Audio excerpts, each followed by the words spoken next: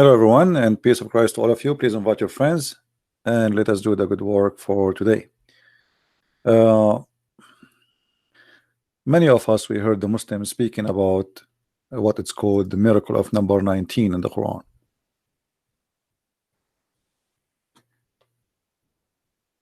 And for sure, there is many, from the faces we know today, they try to deceive and they try to spread this idea. The one we see in the screen, his name is Shabir Ali, and I made a challenge for him to repeat what he say in his program in a live debate with me, 15-minute debate. I don't want him for 2 hours. A man in such an age should not be a liar and a deceiver. And then we come to the mention of the word 19. So over it are 19. If we count all of the letters from the beginning of that chapter all the way to the word 19, just before the word 19, there are 361 letters, which is 19 times 19. Oh, wow. Yes. And which believers, and even to give certainty to the people of the book who might be looking at the Quran. And at the same time, this same phenomenon will cause people who want to doubt to say, well, what does God mean by all of this, to deride the information. Now, this verse, which goes into such great detail explaining the wisdom behind the 19 angels, actually comprises 57 words, which is 19 times 3. Now, you see, all those fabrication, which this man, he's saying, I challenge him and I will make a challenge. You don't even need to call me or to talk to me. I challenge him to open the chapter he is talking about and to count the 57 words he just said to us they are here. I made a video and I counted the words one by one in many ways, trying to find how we can find the 57 words, and I could not find them. And we can do it right now, right here in front of you. Shabir Ali, once he mentioned this in his debate with David Wood, and discovered he will never debate me. The reason he mentioned this, because none of you knows Arabic, so how are you going to count it? We can say whatever you want. Are you going to know even which one is the where does the word start, where is the word end? Where is the 57 words, you idiot, you liar? I want to see them. Who is a Muslim want to make a video? It's a challenge for all the Muslims in the world. Who is the Muslim who speak Arabic, who want to make a video for us and count the 57 words in this verse? Liars, liars will end in fire. Unbelievable.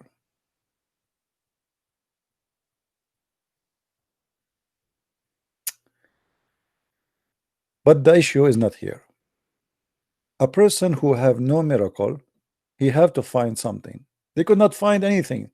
Even their God, he says, we're refraining from sending miracles. So now they have to come with something called mathematical. And guess what? This is a Muslim website called Al-Aluka.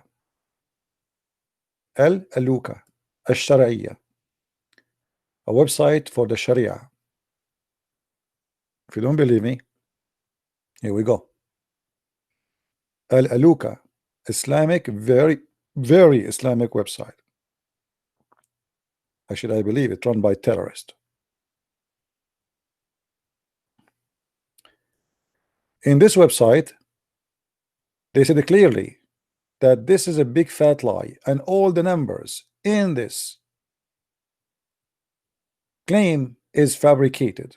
And not only that, they are accusing us, Christians and Jews, that we are the one who came with this. So later the Muslim, they will discover it's fake and they will leave Islam.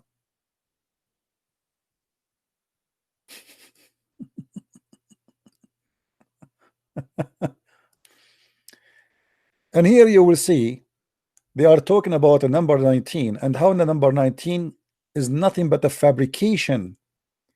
All the calculation is absolutely a scam.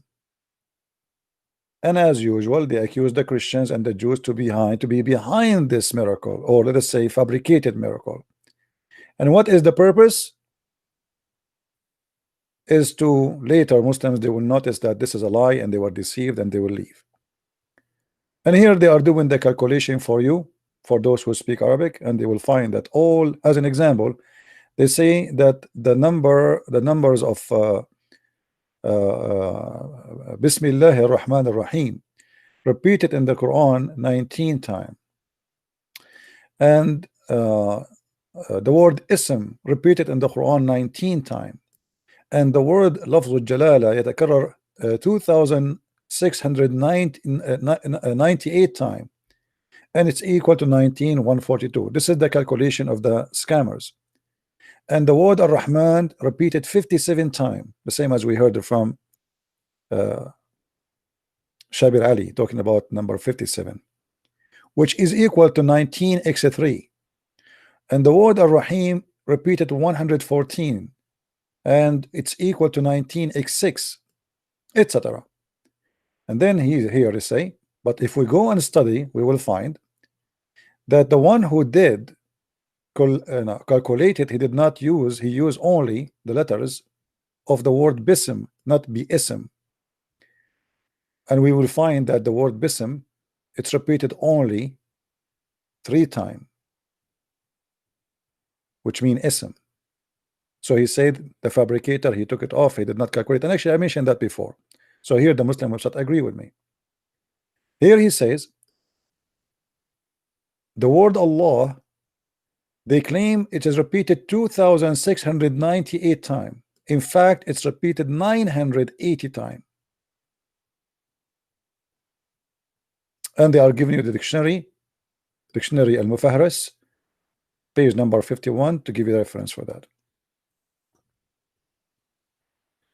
And then they say the word Ar-Rahim repeated 144 times, and they say this is not true.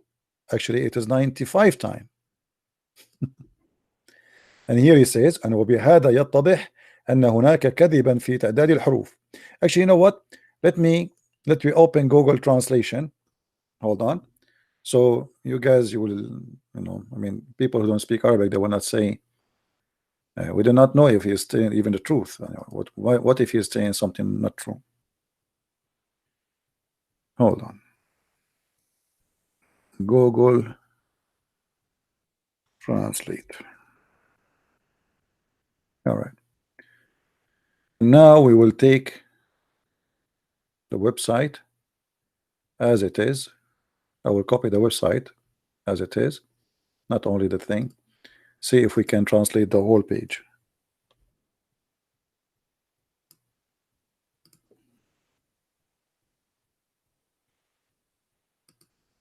I cannot click in it. Let's see, maybe if we need to click, if we do here. Okay, let's see now. All right, that's better. Even though the translation will not be accurate, all right, you will see here they are talking about how this miracle is fabricated.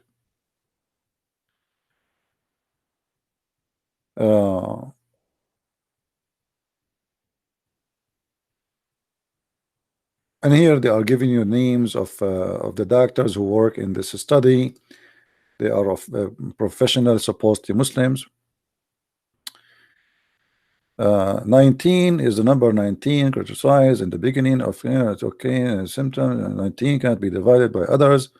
Okay, and then they say here, as I told you, like 19 x142.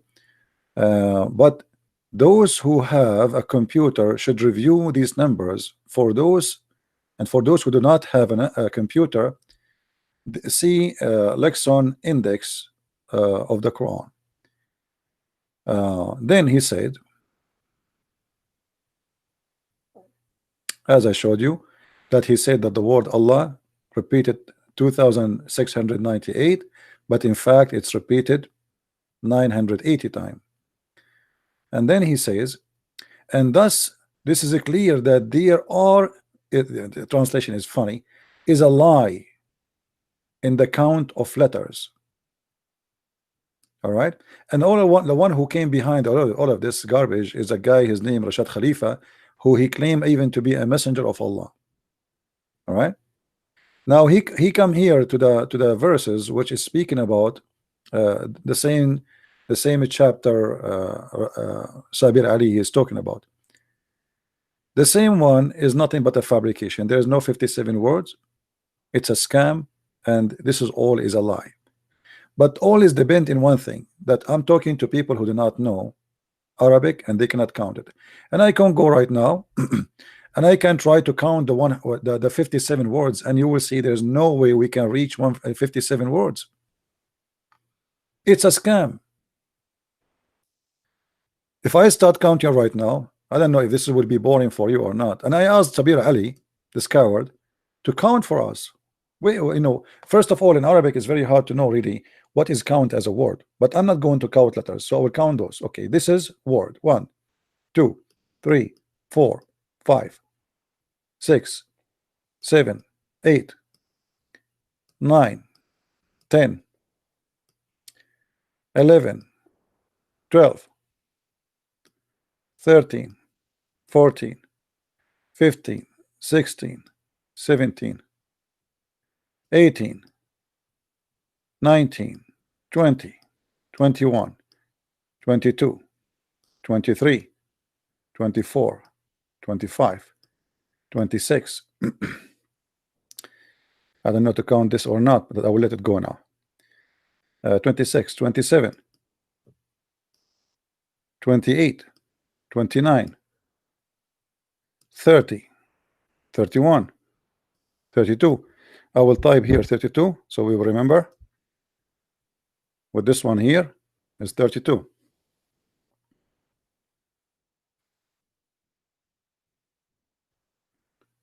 All right.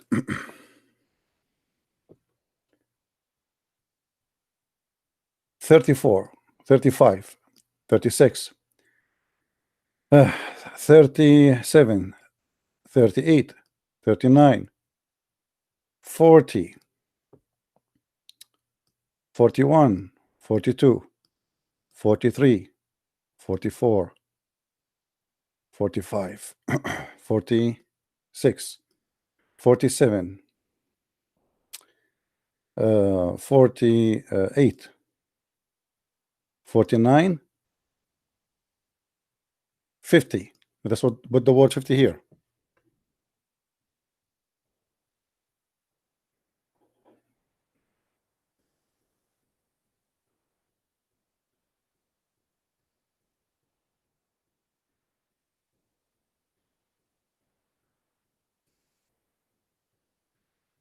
All right. If there is any Muslim is watching, if you like to call and account with me, please let me know. 1, 2, 3, 4, 5, 6, 7, 8. And this is if I count what it's called tools, which mean I'm counting those. You see here, I'm counting wama as one word. If you go and see Muslims count, you will see they count the wa as a word, which means if I count the wa, I will end with maybe 80. You see, if you notice with me here, as an example, I counted wama. Let me make it in a blue.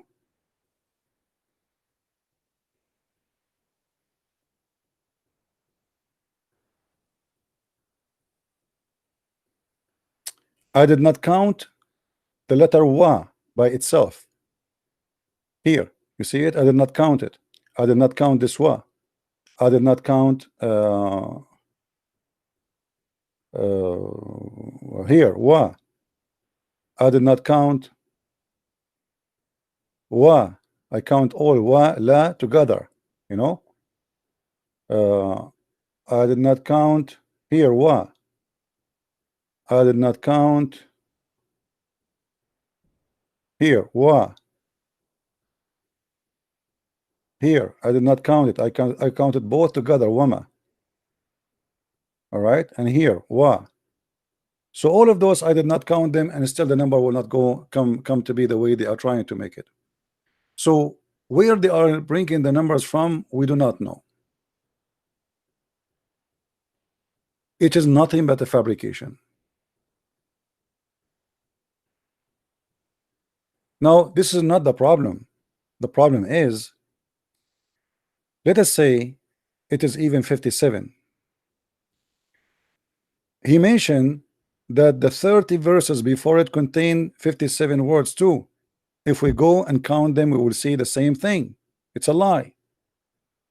We can count them, and you will see this is absolutely a lie. So, but let me tell you what is the secret behind the number 19 in this verse. In this verse here, it says, over it, there's 19, supposedly 19 angels.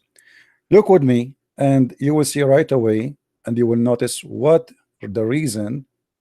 Actually, you know what? I think if I open the other website, that will make it easier for us.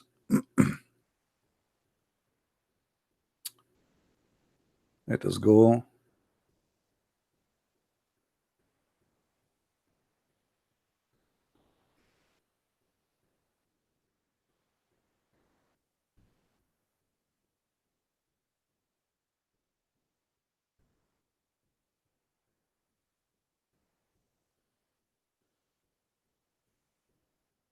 All right.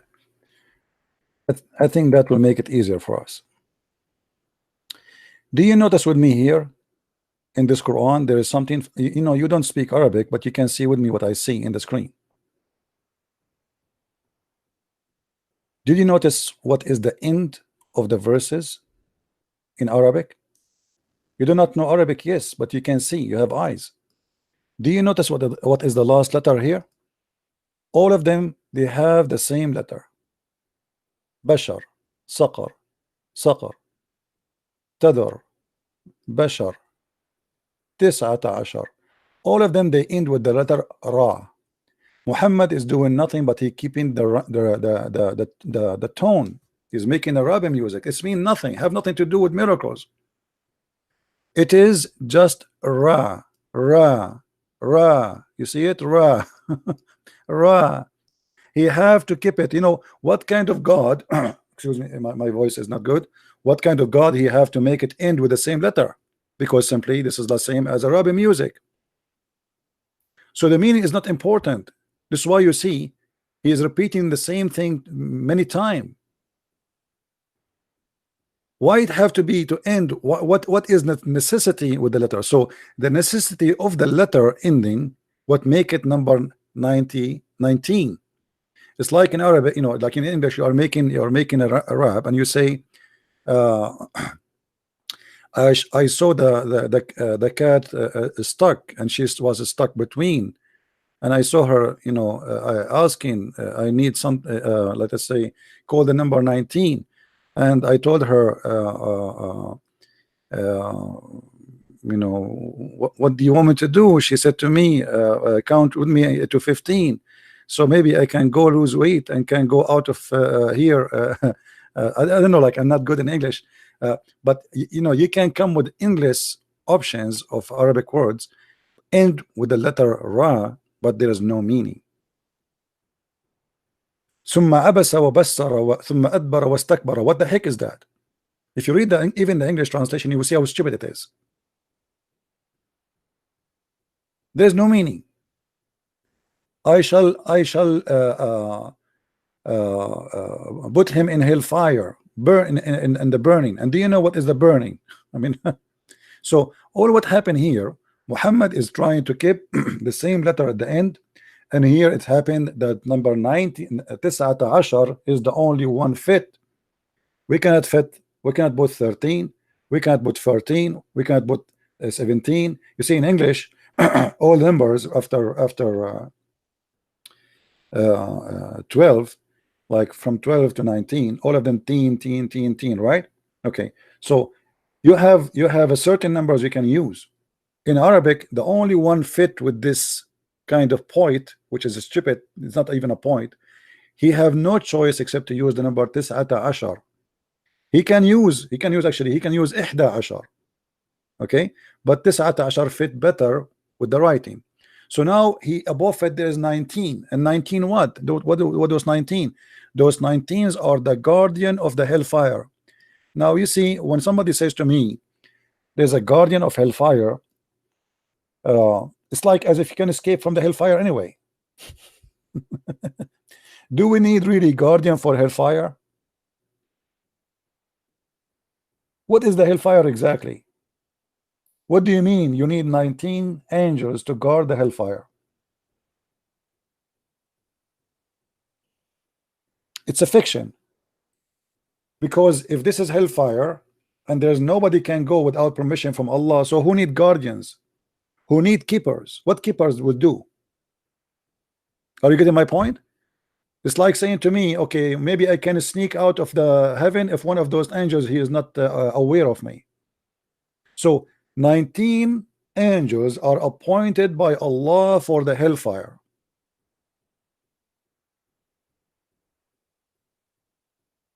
And look what it says, that you see in the Muslim translation, they say here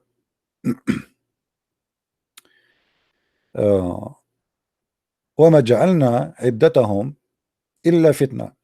All Muslim translation, they say their number, and I will, in my translation, I will try to do it my number, but I'm trying to find how the word عِدَّتَهُمْ come as number too.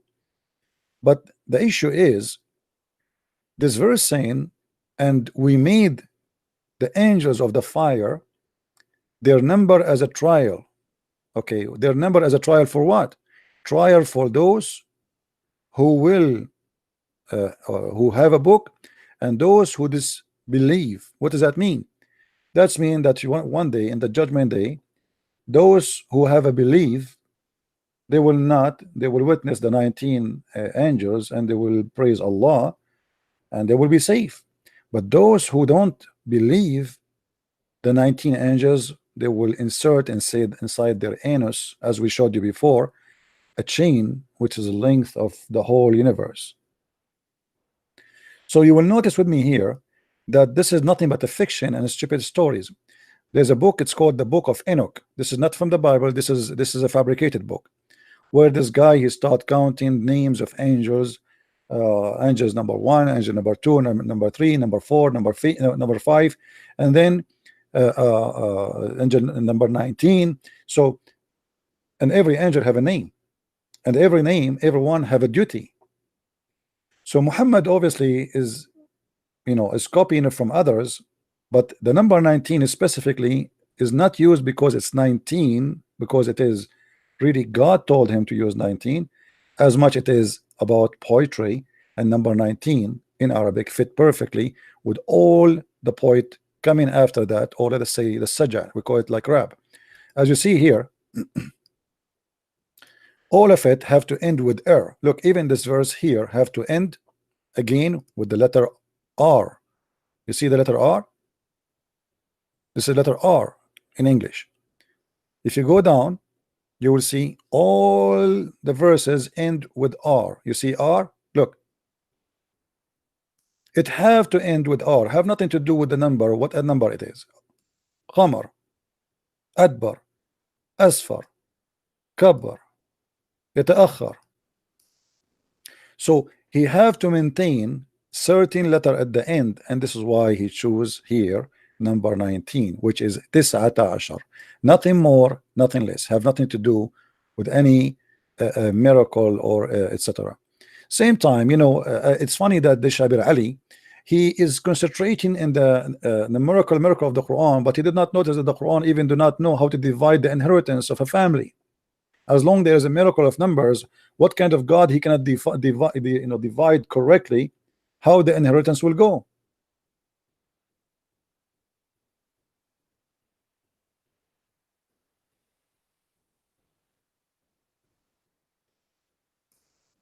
What kind of God he do not know how the baby is created, how the mountain is formed, how the rain is made, how the ice is made?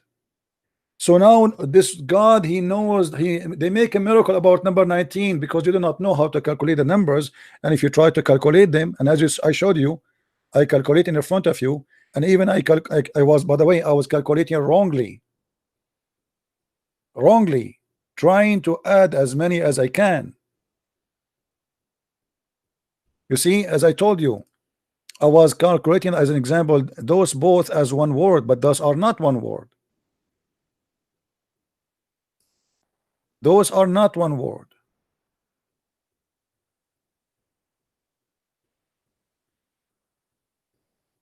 All of these are not one word. I was adding them here. Why? I did not even count it.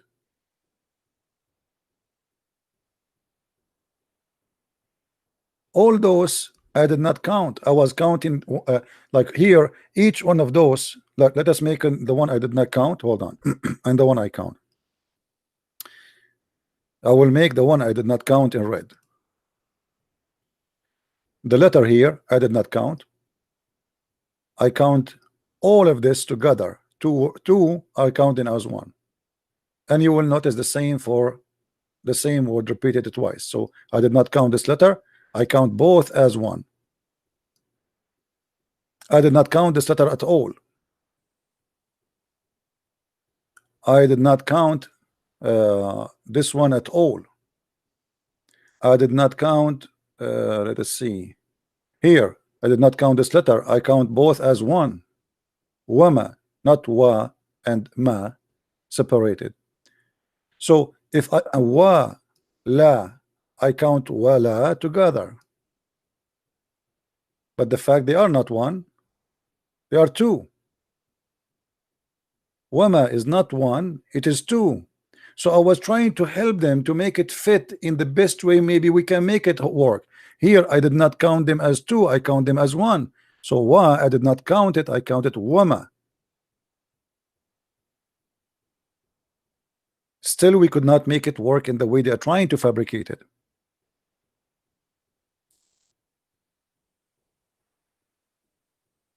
And then when you say to me 57 the count,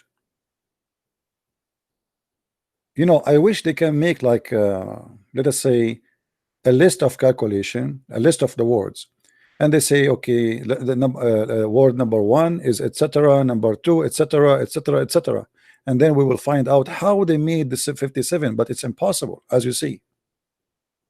Same time, when they spoke about Bismillahir Rahmanir Rahim is equal to number 19, and we showed it even from the Muslim website, they are saying this is absolutely a big fat lie.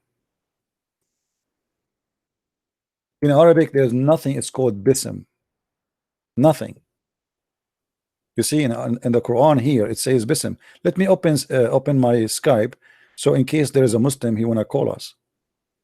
In case, you never know.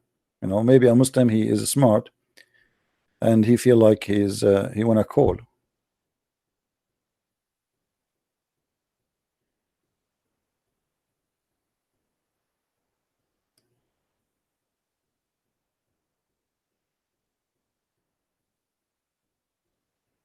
Okay.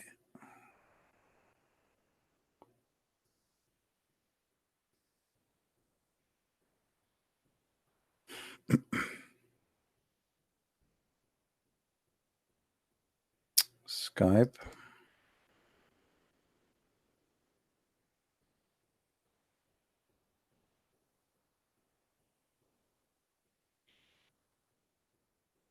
All right, our Skype is open in case there's a Muslim on a call.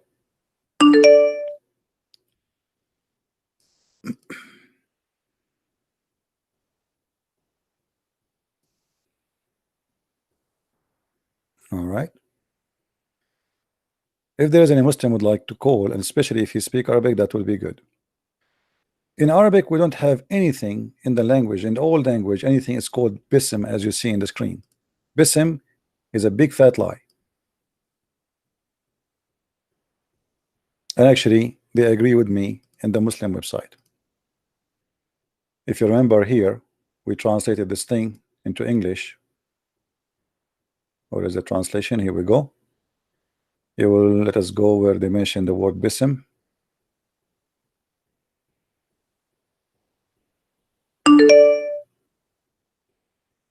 And somebody trying to call. Let us see who is this.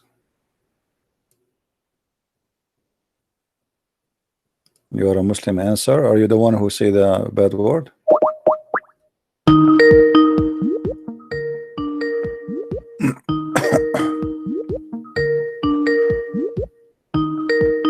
Answer, Abdul. Yes, Abdul. Yes, child. How are you, Abdul? So what do you want to say to us? Yes, child. I want to say to you one thing. What one? What, you don't want to talk about the topic? Child molester like your prophet? What you are saying, child? I have not followed your topic. I have just come Just come to for what? for in your YouTube. Yeah, and what do you want? I want to ask you one thing. Don't ask me the size of my shoes. What is the reason? What is the reason of all this misery that Muhammad sallallahu alaihi wasallam did? For what reason? For what reason? Give me what was this reason? Oh, to get women, to rape women, to get money, vagina, sex, power. So what reason? What misery? Muhammad, you have a misery? He have 13 wives. For what? Is that a misery? Somebody have a misery. He have 13 houses and he have tons of slaves and servants to serve him, and that is supposed to be misery for you. How many wives you have? What was it a law before he was a prophet that you cannot have more than 13 wives? This is not the question. A person he have a suffering from a person who is suffering from misery, how he can afford to have 13 houses and 13 wives and hundreds of slaves? Child, answer my answer. The child is your prophet, the one who do not know how to pronounce his name. He spent his life having sex, but he did not have time to learn how to read, how to write. Now answer me. How somebody is suffering from misery? What misery is that to have the fifth from every attack? What misery it is to make verses saying that anyone go to the booty, the first and the biggest and the best booty go to the prophet? Is that a misery? Blah blah blah blah blah. Listen. Listen, child. You know how many battles he fight? How many what? You know how many battles? You know, your prophet never fought anyone. He used to hide at the end. Show me the reference where Muhammad he attacked and he was holding a sword and he killed somebody. He was a coward. The only time Muhammad he have a fight when they broke his teeth, and here he was hiding in the back. Is that true? You said now he have never fight. And yes, he never fight. They throw a rock from far away at him and they broke his teeth. He was always hiding in the back. And where did this happen? You don't know? I ask you. You are the teacher. You sure? Well, let's see when this happened. You see my screen? Yes, child. I see your screen. One more time, you say child. I'm going to send you back your mommy. Here we go. Here we go. This is the hate in front of you, child molester, like your prophet. This is your prophet. This is your prophet. They broke his teeth. Do you see it? And this is from the beginning of Islam. After that, Muhammad never had any fight with anyone. We don't lie. We don't make things. We don't make things up. What is your proof that he have never fight anyone? Show me. Show me how he fight. Where? Go ahead. I don't have the screen. Then shut up. No, you want screen. Show me the reference. I don't care. You know, having a screen or not does not change anything. Yes, I know. Show me the reference. Your prophet is a coward. Here we go. He lost his teeth. He lost his teeth. You see the Muslims here, they are saying that, you know, like the translation is not really good. It says, Kusirat rubaiyatu Rasulullah. All his front teeth is gone. All of them. How this guy even can recite Quran after that? So if Muhammad want to say Bismillah ar-Rahman ar-Rahim, he say Bismillah, try to take your teeth off and let us see what you can say. A prophet of God who recite Quran, he have no teeth no more. How he can recite Quran? Where did it say he have no teeth? It says in front of you. It says a molar of the messenger of Allah was broken and he was wounded and the blood started pouring down from his face. What is molar? In Arabic, I don't know what is in English actually. For me, rubaiyatahu, all the teeth of Muhammad in the front, up and down, they are gone. Amolar. I don't care what English is saying. For me, I read it in Arabic. Here we go. Do you speak Arabic or you are not? In Arabic speaking. So you pray to Allah in Arabic, but you do not know Arabic. It says in front of you, كسرت رباعية رسول الله. Do you see it? So now, where is your God Allah to protect Muhammad, who is going to recite Quran? How he can recite Quran and have no teeth? Why didn't he die if he was not protected? Will he die? Who told you he did not die? In this fight, in this battle. Not this fight. Later he was killed like a rat. A woman, she called him by poison. Did he die by poison like a rat? Did he die like a Did he die by poison like a rat? Yes or no? Did you know you? I'm asking you, did he die by poison like a rat? Yes or no? No. Here we go. Shut up. And this is the hadith. This is Sahih Bukhari. Here we go. Answer. Read it. You know, Don't tell me no. It's in front of you. God was It's in about- front of you. Shut up and get lost. Don't call me again, you kid. Child molester like your prophet. I am the child. Donkey. I just allow you to speak so I can spank you. That's all. The prophet, in his element in which he died, he used to say, "Oh Aisha, I still feel the pain caused by the food I ate at Khaybar. And at this time, I feel if my aorta is being cut off from this poison." How dare you even to speak to me? Do you know you are talking to who?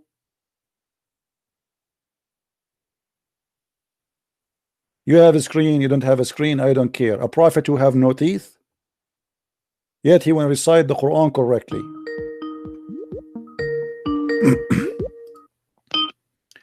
Yes, Abdul. All the way. All right. If you love Jesus, show your face, coward. I love Jesus, my friend. I love Jesus very much. And I'm not showing my face because I am not seeking glory. Jesus, he said, if you give with the right hand, don't let the left hand knows. All those people who I help, they do not even know me, even if they see me in the street. And this is blessing for me. I'm seeking no glory for myself. Otherwise, I can show myself, and trust me, instead of having 1,000 watching, I will get, you know, maybe 50,000 watching. That will help me a lot, actually, to promote what I do. But I'm seeking no glory of myself. And you are the coward. What about you say the same to your God? I say, here we go. You coward, Allah, show me your face. Show me your ass. Forget about your face. If the one who don't show his face is a coward, that's mean your God himself is the biggest coward in the world. Isn't it the Quran says that Allah, he never spoke except from behind the veil? Why? He is a female?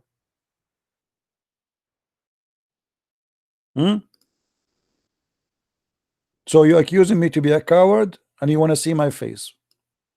Why you want to see my face? You are the coward. You're trying to just to find anything. You cannot answer me. So now show me your face. If I show you my face, can you answer me after that?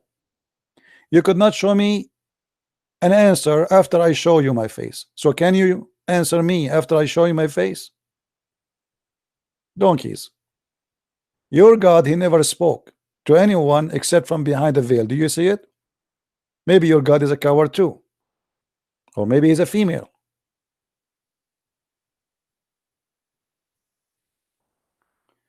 So the Muslims, when they speak about what they call miracles, is nothing but fictions.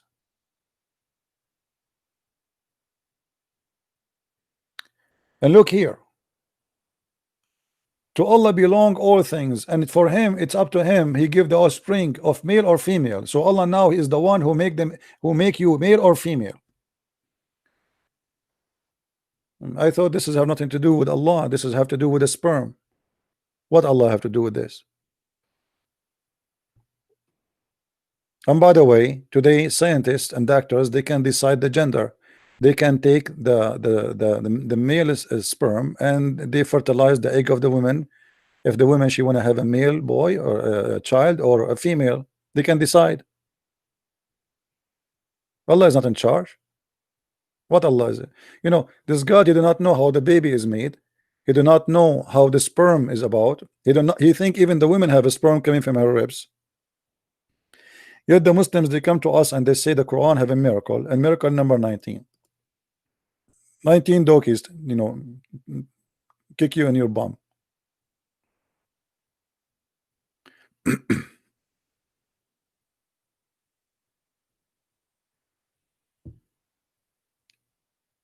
What do you think, Abdul? The Quran says that nobody by the way, it's Allah who made you. It's Allah who made you. If you could not have babies, it's Allah who made you not to have babies.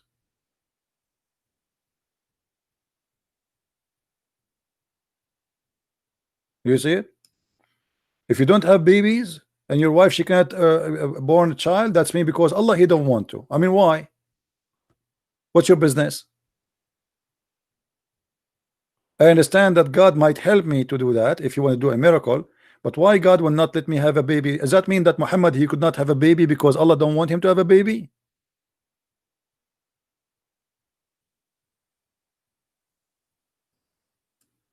In different verse in the Quran claim that nobody knows what is in the womb except Allah.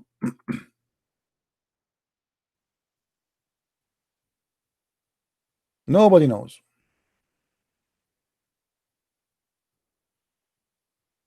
Is that right? You can go to the clinic and the doctor will tell you. Actually, now we just mentioned that you can decide even the gender of your baby from now on before even you made your wife pregnant.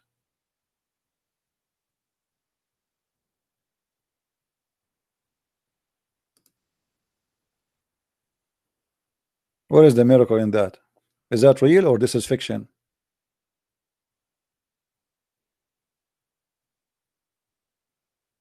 When you claim that Allah is the one who knows and only Allah who knows this, and then we find that not only Allah knows.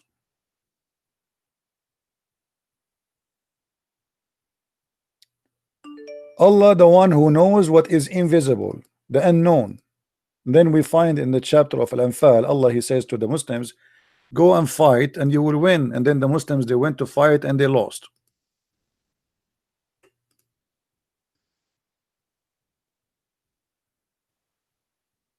So Allah have to change the numbers of the fighters.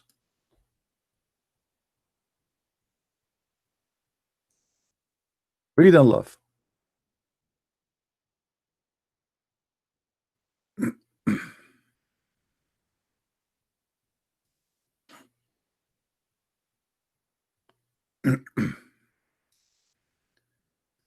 See the Quran.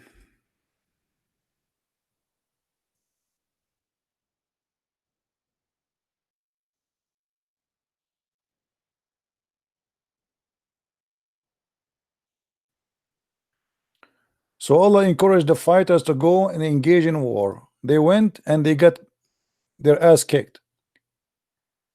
Right away before they arrive home, Muhammad, he changed. He gave them, Allah gave me this verse, replacement for the first verse. The first verse saying that 20 of you can fight 200, which means 1 to 10. Muhammad exaggerated with his lies, trying to encourage his men to go and don't worry, you will win. So he exaggerated too much, the point it became too much to win. How in the world you can win 1 to 10? Well, it can happen if really God is on their side, even it's 1 to 1 million. But Muhammad, because he's a scam, they did not win. They came back and he told them this. Now Allah, he lightened your burden for he knew that you have a weakness on you. Well, Allah do not know that I have a weakness a second ago, an hour ago, a day ago. So why he lightened their task now? What happened right away? Because simply Allah just now found out that this is too much. This is a lie. They cannot win 100 to 1,000. They can win 1 to 2. So look what happened. He corrected the number from saying 20 will overcome 200, which means 1 to 10. He said that 1 to 2, 100 shall overcome 200.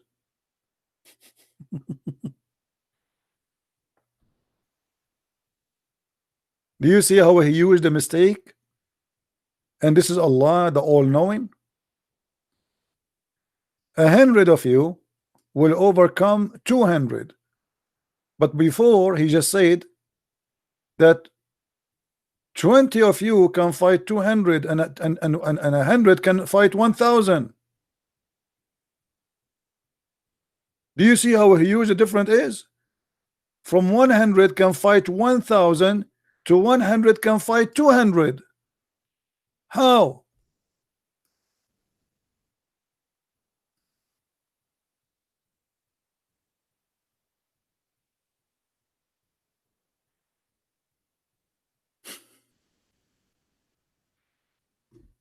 The God of the Jews, when he promised them victory, they have victory. That's it. They have victory. It doesn't matter how big the enemy is. He promised them victory. What 100, 200? Are they fighting with Allah or they are fighting alone? Is the Muslim believer are fighting by support of the angels as Muhammad told them, or they are fighting alone? Muhammad told them that the angels are fighting with you. So who need 100 and 2,000? What are you talking about? One angel can destroy the enemy of all the army of the enemy.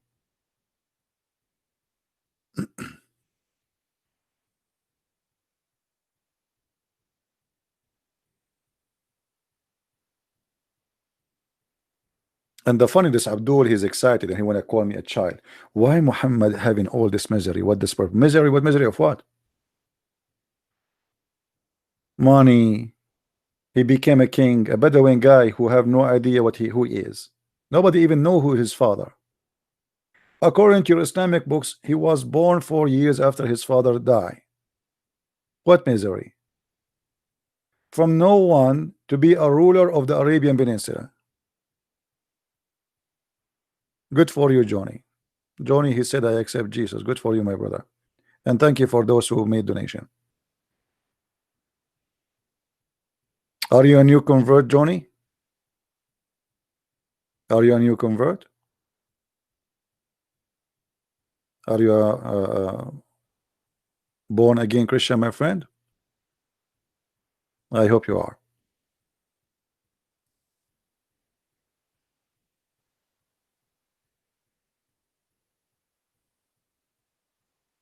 And by the way, if you see the Muslim numbers, like a Muslim, she is saying in the text, there's 1.8 billion. Yesterday it was 0.6. Now it's 1.8. Just wait 2 months from now, there are 2 billions. In 6 months from now, they will say we are 4 billions. The king of Jordan, he went in the meeting with the Trump, where Trump, he brought all the dummy leaders of Islam, and they put him in the front of him like rabbits, and he was schooling them about what is right, what's wrong. The king of Jordan, he says, we Muslims 1.6 billion. Where is the number coming from? How you calculate the numbers? How fast the numbers are growing? Even rabbits cannot have that number. Last year it was 1.4. The year after 1.6. 6 months from now they will say 1. They actually already, here we go, we saw 1.8. 2 months from now they will say 2 billions. And by the way, if numbers will make a difference, we are a lot more than you. The atheists are a lot more than you. The Hindus a lot more than you. The Buddhists are more than you. So your numbers is useless. If we go now to Indonesia, how many people they knows anything about Islam? The biggest Islamic country in the world is the last one to know who is Allah and who is Muhammad.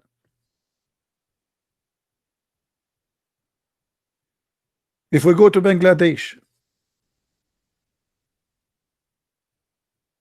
60 to 80% of the Muslim population, they are suffering from the lowest income in the world. No education, no government, no security, no jobs, and yet they are Muslims. Why Allah don't help them? The one who have the wealth is the one who discover oil in their countries, and they are very small, tiny minority. Why Allah don't be fair and make the oil for Indonesia instead of Saudi Arabia? Look at those Saudi. after 70 years of oil, they don't even have a bathroom. They don't know even what the sewage mean. What the point of the money they have?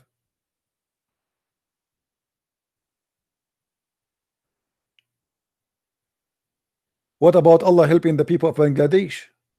Poor people. They are Muslims. And they are praying to Allah.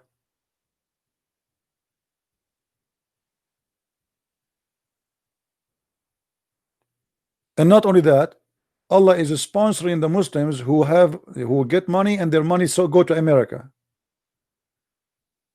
The most rich country maybe in the world, because it's small, Qatar, they have the biggest base of American army in the world. And not only that, the base is paid in full by the Prince of Qatar, which means the American there, they enjoying full-time freedom, free electricity, free housing, free water, free food, free. Have you ever heard of such a generosity, like how generous he is? Why? Because they are protecting him. Without him, everybody will eat them alive.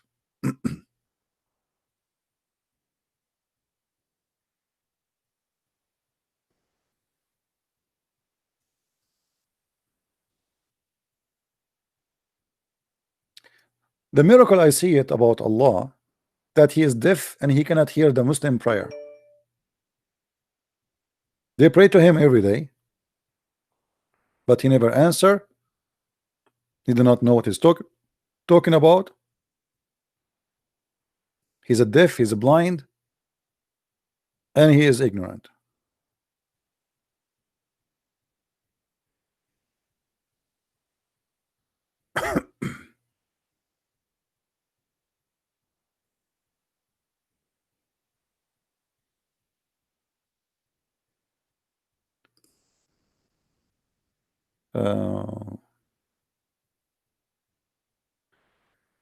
I just received this message from a lady. I'm not going to show her name.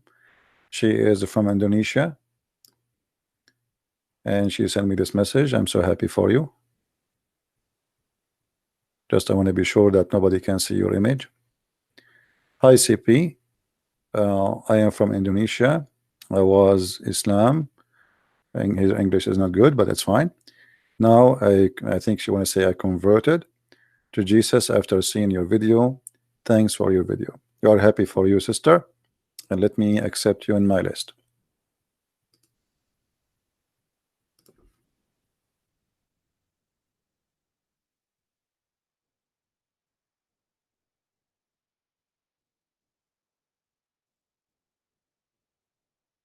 And I just texted her in case she is not listening.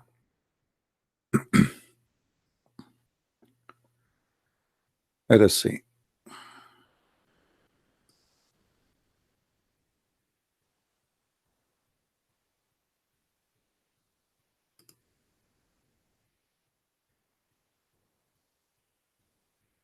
We have a guy, his name Abdullah, slave of Allah.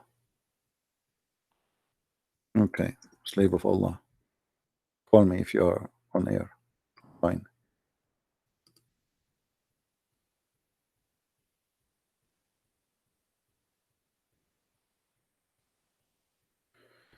All right, Amar, we can explain that maybe later. Anyway, so to make it short, when somebody he have a book is full of errors, stupidity, they try to fabricate miracles, and they say the Quran is full of scientific miracles, as we see in many websites. And all of those websites, by the way, they share one thing, that you don't understand what they are talking about. All of them, they share one thing. The numbers are there. You do not speak the language. You cannot count it. You cannot check if it's true or not. And I made tons of videos to show you. Like when they say the word life is repeated, etc. We search it in the Quran. We find this is a lie. The word death is the opposite number. It's a lie. Yes, Abdul. Hello? Yes, Abdul. Go ahead. We are live on air. Are you live right now? Yes, how I can help you? Okay. So, so you're a Christian prince, huh? Yes, I am. And you? Okay. You are the slave of Allah? I'm the slave of Allah Jalla Jalalu. And why Allah he needs slaves? Huh?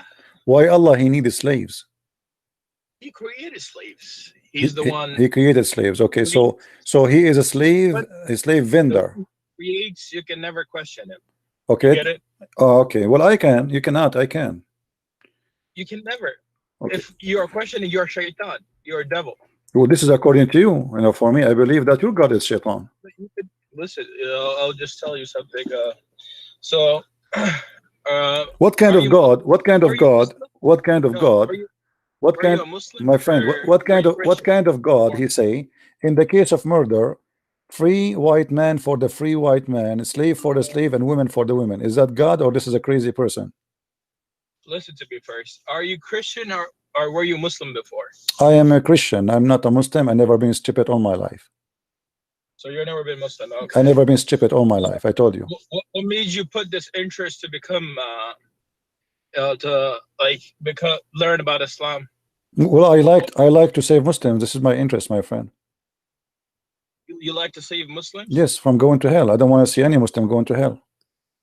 So how are Muslims going to hell? How do you because know they believe in Shaitan. They think he is God. They call him Allah. So first describe shaitan. What is shaitan? Shaitan is somebody promised me sex, vagina, penises, long penis, strong sex. He deceived me by sexuality and money. He promised me I will be rich, so he can deceive me. This is what Shaitan do. Shaitan, he use all the material in this earth to deceive us, to not to follow God. And this is what your Allah do. He promised you endless penis. He promised you that you will have the power of 40 men. He promised you that you will have a vagina and you will have a penis which is going to fit for it. Claims that you're making, right? All these claims. I'm not making claims. I can show it to you. Do you want to challenge me? No, you said because you're saying penises. Yes, I'm saying yes. I'm saying penises. I'm not lying. In order for you to have a debate, right? Listen.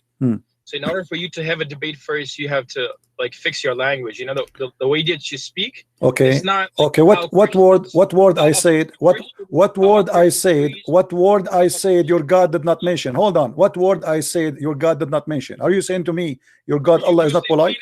Vaginas. Okay. So did Allah mention the word vagina? Not in the world. Did Allah mention the word vagina? Yes or no? Anything. Did Allah mention the word vagina in the? Did Allah mention the word vagina in the Quran? Yes or no? What are you saying? Did Allah mention the word vagina in the Quran? Yes or no? Never. Chapter 24, verse number 31. It says, read with me. Okay. Read. Chapter 24. Oh, wait, just wait. Verse number 31. Okay, chapter. Just wait a minute. So I have a question for you. Just no problem. Let's finish one. We finished. I said the word penis. I will show you the word penis. I said the word vagina. I will show you the word vagina. I said to you whatever I said to you, I will prove it to you. I don't say things from my own. So you are using Allah now to be not polite and not to be a person of respect. Shame on you. You are insulting your God because you just said the one who mentioned the word vagina is not respectable. You are the one who is insulting the God of. You see, no. You said to me, fix your language. Everybody heard you. You said to me, fix your language. And I said to you, which word I use in my language, it's not good for you. You said to me, you say vagina, you say penis. I will show you vagina, I will show you penis. And now you just insulted your God and your prophet. That came to Quran. So which chapter are you talking about? Chapter 24, verse number 31. There's many chapters. I'm showing you one of them. Verse number what? 24. 31. Chapter 24, verse number 31. 31. Just wait. Okay. أعوذ بالله من الشيطان الرجيم. بسم الله الرحمن الرحيم. Okay. You said, and say to the believing woman that they should lower their gaze and guard their modesty. What is the word? What is the word modesty? You speak Arabic. Don't lie. Okay, listen first. Wait, no. Why you lie? What modesty? Does it say vagina or no? Does it say vagina? Does it say vagina? Does it say vagina? Yes or no? Does it say vagina? It says furujahun. It says furujahun. I speak Arabic better than you. It says furujahun. Listen, you are talking about first. I have this one question from you. Have you ever seen a person that you know, that he knows, like, you know, he knows about math only, and he's teaching you English. My friend, why you are changing topic? I don't. Your prophet do not know math. He do not know English. He don't even know Arabic. Is the word faraj? Is the word faraj here? Verse number 24. The verse before it, 24:30. It says, وَيَحْفَظُوا فُرُوجَهُمْ. فُرُوجَهُم. What فُرُوجَهُم is? Explain to me. So furujahum, it doesn't say vagina. It says it in a way that it's making a parda. You know, it's making a hijab. You get it? Really? Hey, hold on. Okay. All right. Let me ask you. Who is the one who teach you Arabic?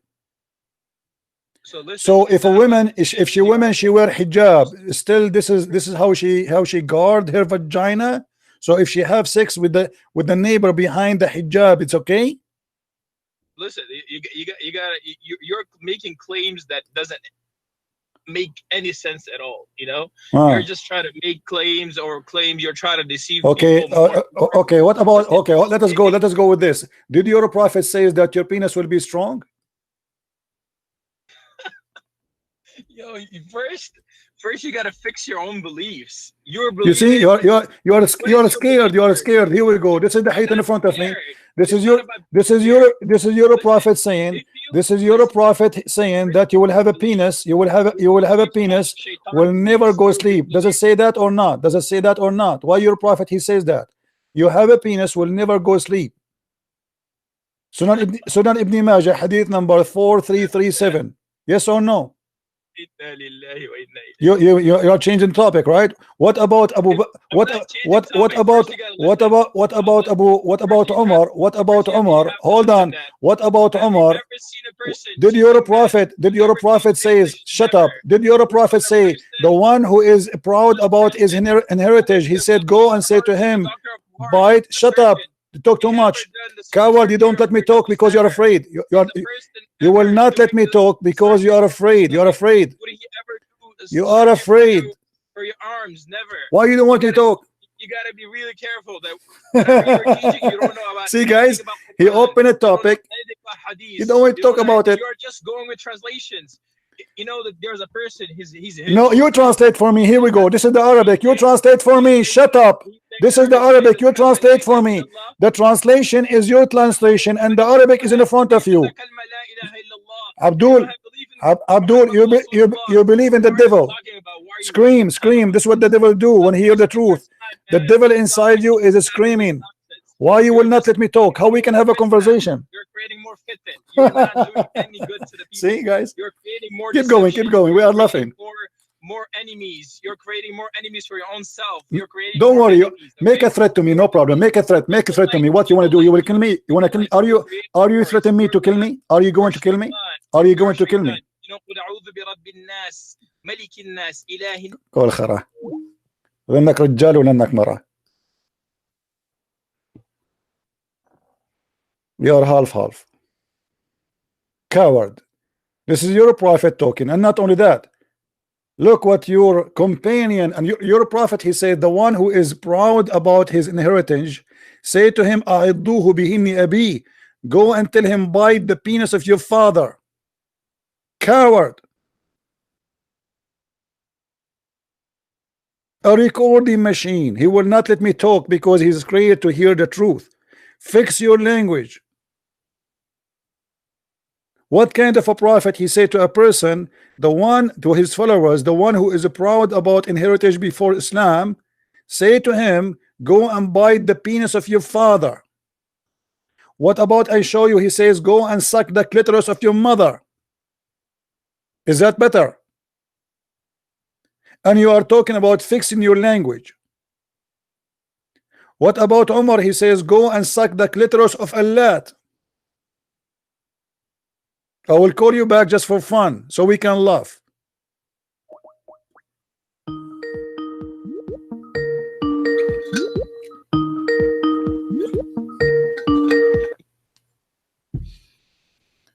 So are you going to listen or you will scream like a devil? Are you going to talk to me one-to-one or you will speak non-stop like a woman in the delivery room? Khabis, what's up? Khabis is your prophet. Are you going to talk to me, or you are going to just go crazy? Like, because the devil inside you cannot stop. ملك الناس إله الناس من شر الوسواس الخناس Hmm. الذي يوسوس في صدور الناس من الجنة والناس. You should go to قل أعوذ برب الناس. You will know what shaitan is. Okay, let me ask you then. Let me ask you. I don't. You mentioned this. How come you're a prophet? How come you're a prophet? Okay, hold on. He will not let me talk. Try to make doubts in people's minds. He will not let me talk. First, Abdul. Okay, as long if you recite this verse, Shaitan will run away. And this is about black magic. How come your prophet was under black magic then? look, for Allah to send a malaika, right? For Allah to send malaika as a nabi, as a messenger to the face of this earth, right? This is not the question. This is not the question. You mentioned to me a verse. You mentioned to me a verse against the black magic. Why your prophet himself did not protect his ass from the black magic? You're a prophet, even he imagined himself having sex, but in fact he did not. Huh? Oh, people, listen, I'm sending you messengers within you. Within you, I'll send in messengers. This is not the question. Why your prophet was under black magic? Why you are answering? They will bleed. They will sleep. They will eat, but their hearts will never sleep. Even you look at your belief first. You're a Christian, right? Why you answer? Why you're a prophet, not protected by Allah? What's wrong with you? Listen. What's wrong with you? Why you are terrified to answer? Jesus, peace be upon him, was never killed. Jesus, peace be upon him, was never killed. No one ever killed him. Allah took him straight to the heaven. Your belief is wrong. First, you should fix your beliefs. Okay, are you done? Are you done? In Allah, are you done? In Jesus is a lie. Okay, are you done? Jesus, are you done, Abdul? Okay. You gotta talk. Keep talking, okay, man. I can't let me talk. You are keep talking. I can't talk. I mean, what's the point of this? You want to talk to yourself? No. Okay, let me talk. Let me answer you. Can I please answer you? Can I please answer you? Can I please answer you? You said my God was not killed. Hadith and the sayings of Prophet ﷺ to the people.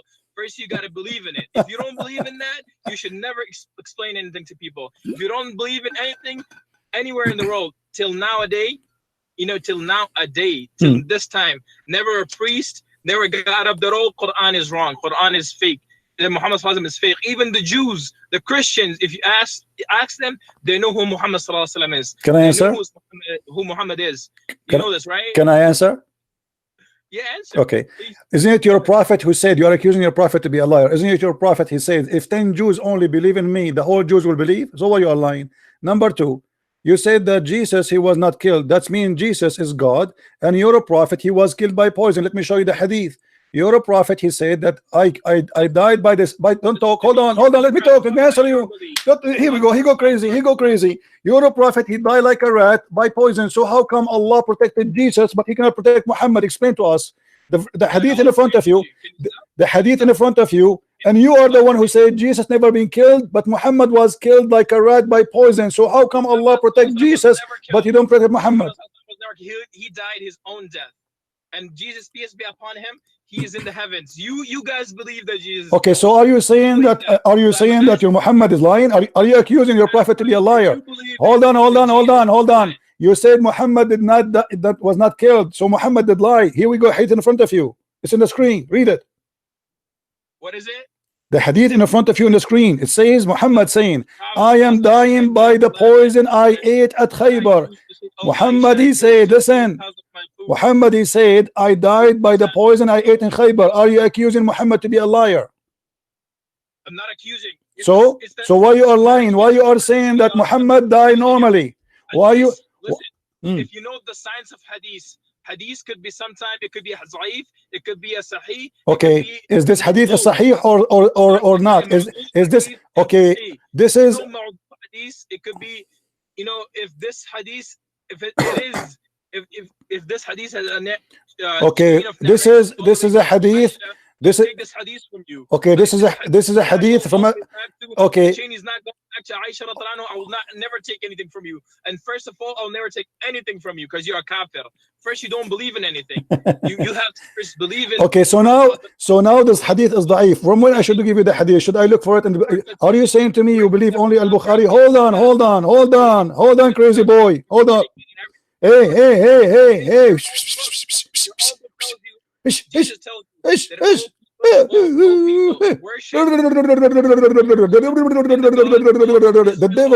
the devil inside you cannot stop talking. He's horrified. Abdul, get up and say that Jesus said that I'm God. Show me a word. don't stop, you donkey. Stop. I'll come in the form of flesh. I'll say that Jesus will come as a Muslim. This is my belief, and you will see him, Jesus. You'll see Jesus. You know, he's afraid if I talk, it's going to be horrible. You kafirs will die only from his breath. Think about this. Are you done? Are you done? Did you finish your fork? Did you finish your gas? My belief much stronger. Did you finish your gas? More kamil. Did you finish your gas? Stronger mu'min, more someone believer in Allah and His Messenger sallallahu alaihi wasallam. So you have to believe that whatever you're saying doesn't make any sense to anyone. Okay, brother, I decide to take shahada. I want to get the vagina. Brother, I decide to get 72 vagina. I believe you now. Allah is the only true God because He is the only God can provide endless penises and vagina. Now answer the question. The hadith in front of me, is it weak that Muhammad he died by poison? You spoke for 15 minutes to avoid what you said. You said Jesus was saved, he was not killed. You gotta first come up with this. That whatever you are saying first, you have to believe in it. So you believe in Bible, you believe in Christianity, right? That's your belief. So first what you got to do is you got to bring your Bible first to the people, to say to the people, oh people, this is Bible and I believe in Jesus, Jesus is God. So you have to first prove to people that Jesus is God. No problem, my friend. Don't worry about proving to people. The one is listening to me already believe in that, so I do not need to do that. Now I'm asking you, why you are avoiding speaking about your prophet dying like a rat? What's the problem? What's the problem? Why you are afraid? Why you don't worry the hadith in the front of you?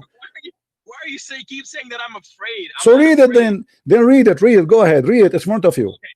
The Prophet sallallahu alaihi wasallam, in his lifetime in which he died, he used to say, oh Aisha, I feel the pain caused by food I ate at Khaybar. At this time I feel if my aorta is being cut off from that poison. He said that I feel. He didn't say that he said what? I feel as if my aorta is being cut from that poison. He said what? I feel. He doesn't say that I died from that. But this is when he died. He was saying that, but he was dying. As you see, he was dying. He dying by the poison. So what it's mean to say I feel okay. Let us reason together. You are a smart boy. You are the smartest between all your 20 brothers. If a person he is dying and he says that the poison I ate at Khaybar is cutting my aorta and then he died, does that mean he died from the poison or he don't die from the cheese? He prayed for his ummah. He said that pray salah, pray salah, pray salah, pray to Allah, pray to Allah, pray to Allah, and keep under your right hand, keep everything under your right. Bring that hadith on. Show. What does have to do with my question? What he died. When he died, when Muhammad he died. What is the last thing Muhammad he did when he died? Can you tell me? You are saying yesterday. I'm asking you what is the last thing? What is the last thing Muhammad he did? What the last thing Muhammad he did before he died? The last thing he did was he said, I want to go back to Allah. I want to go back to my Lord. Are you sure? Are you sure? That's what he said. Okay. So what if I show you that the last thing he did it was he pissed? Okay. First, bring the hadith where he said that keep pray salah, pray salah, pray salah, and then bring that hadith. We'll see whatever you're saying. Is it true or is it lie? Did your prophet Abdul give me the hadith you are talking about? Show give it to me in text. Give it to me as a link. I will open it. Go ahead. Okay, so I will send you a link. All right. Because the thing is, most of the time, try to open the truth. Don't just say things out of no reason. You have to prove that Quran and Hadith is it's a lie, and Prophet Muhammad ﷺ is a lie, you gotta prove it. It's not just picking a verse over here and verse there and try to say to people it's a lie. No, you gotta first go, because from the 1400 years, no one ever got up like this, like the way you did. You're saying Quran is wrong. You're saying Muhammad is fake. Sallallahu alaihi wasallam. No one. Ever got So like so are you saying the Quran is a lie? Because the Quran is saying the Arab, they said to him, "You're a liar." That's what I'm saying. It's so ironic that till nowadays that it's making my belief more strong in Islam. Why you are lying? Why you are lying? Why you are saying the Christians and the Jews and everybody? Nobody said to him you are a liar. When the Quran, all of it full of verses saying that the Christians and the Jews and non-believers, they say to him you are a liar. Why you are saying that? Sorry, I'm looking for something. Just wait a minute, okay? Just wait a minute.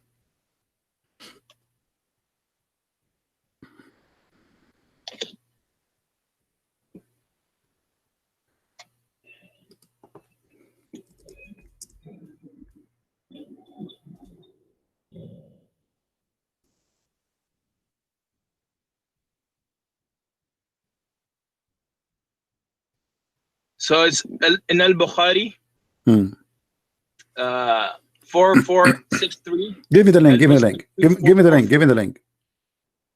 Oh, just wait a minute.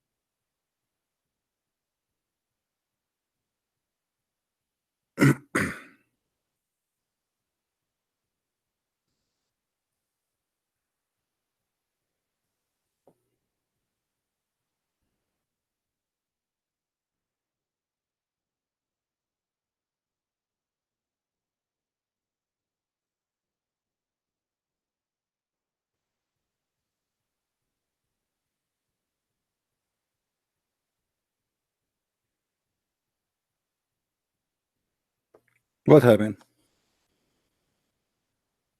Just wait a minute. I have two phones. Just wait a minute. I have two phones. I'm sending it to the phone. Just wait a minute.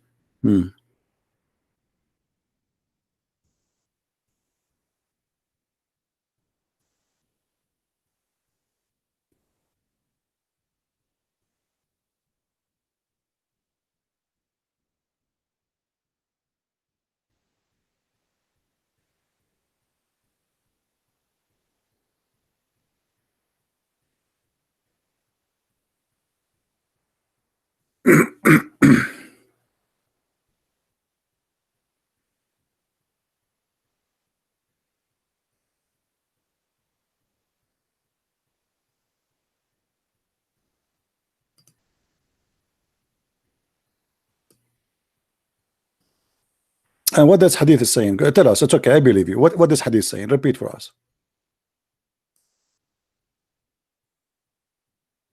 Just wait a minute. I'll call you back in a minute, okay? Okay. All right. No problem. You need to find it. You need to find it.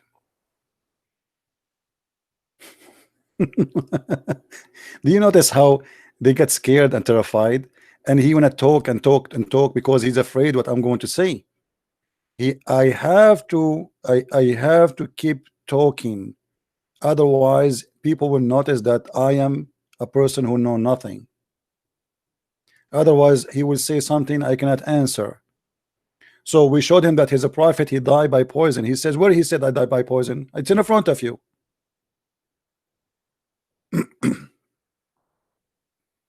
What do you want more than this?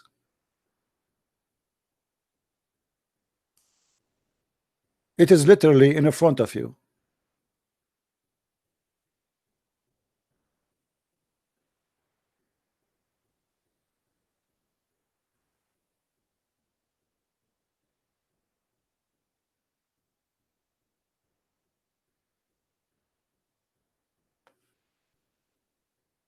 Let us see if he will call back.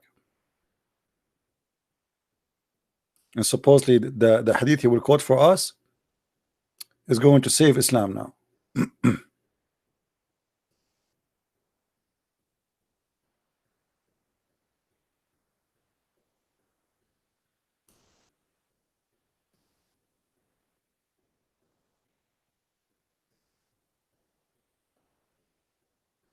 Do you think he will call back?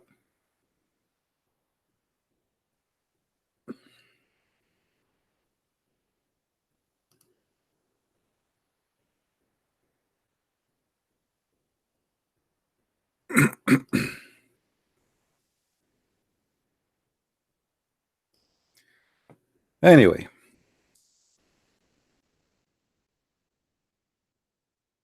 all right, we are waiting for you, my friend. But please, next time you call, try to take a break when you talk. You made everybody laugh. You are terrified, my friend. You are terrified. Literally terrified.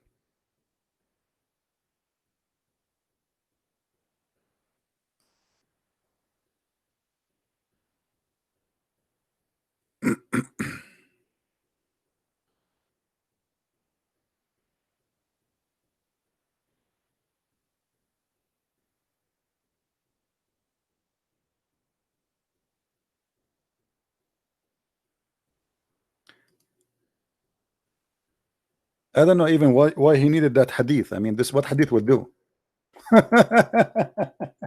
Muhammad, he said to pray and pray and pray. Muhammad, he said pray for me. And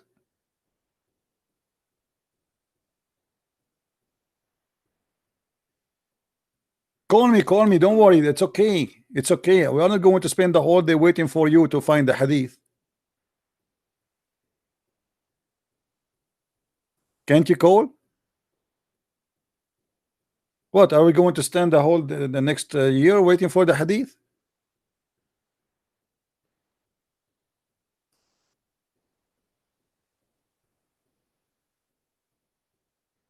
And by the way, you notice that maybe some of you do not believe in the devil, but did you notice how he's going crazy, talking so fast? That is the devil inside this person. He is terrified. He is going crazy. He do not know what to say. Muhammad, he said, when you say the Allahu Akbar or the prayer, Shaitan, he start farting. The fact it is his followers who go crazy and they start farting, but from their mouth. They don't want you to talk. They don't want even to let anyone hear you. He think by speaking over me, that's it. He is going to mute me, and that's it. He is going to stop Christian Prince. That is the devil, my friend. And as you see, people are leaving Islam left and right. Now, why this hadith he is looking for is so important. What this hadith will do is going to fix that Muhammad, he said your penis will be endless. Is that will fix that Muhammad, he died by poison? And you said that Jesus, he did not die, and Allah, he saved him.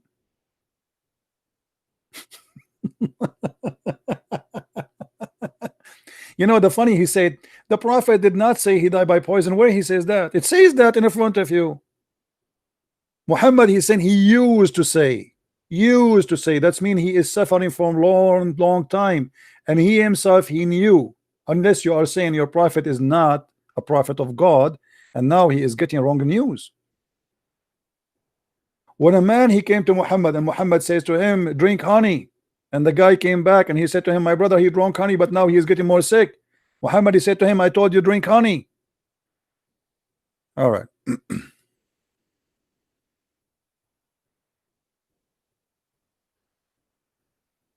Guys, look at this. Look at this. This guy, he spent all this time to find me this. If I show you, you will die laughing.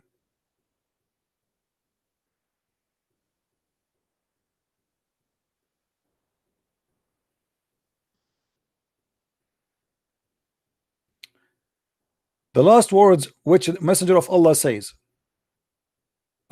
spoke where? Prayer, prayer, prayer, fear Allah. Call me back so we can laugh. Call me back.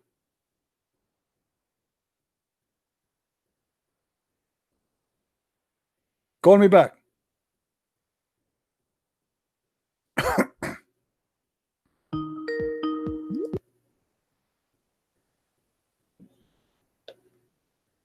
Okay, let me ask you. Yes, Mr. When Muhammad he died, who was with him in the room? Aisha radhiyallahu anha. Aisha. So Ali was there, or Aisha? How Ali he got the news? They came later on when they heard that Rasulullah he's passing away from this world. Okay. So how he heard this?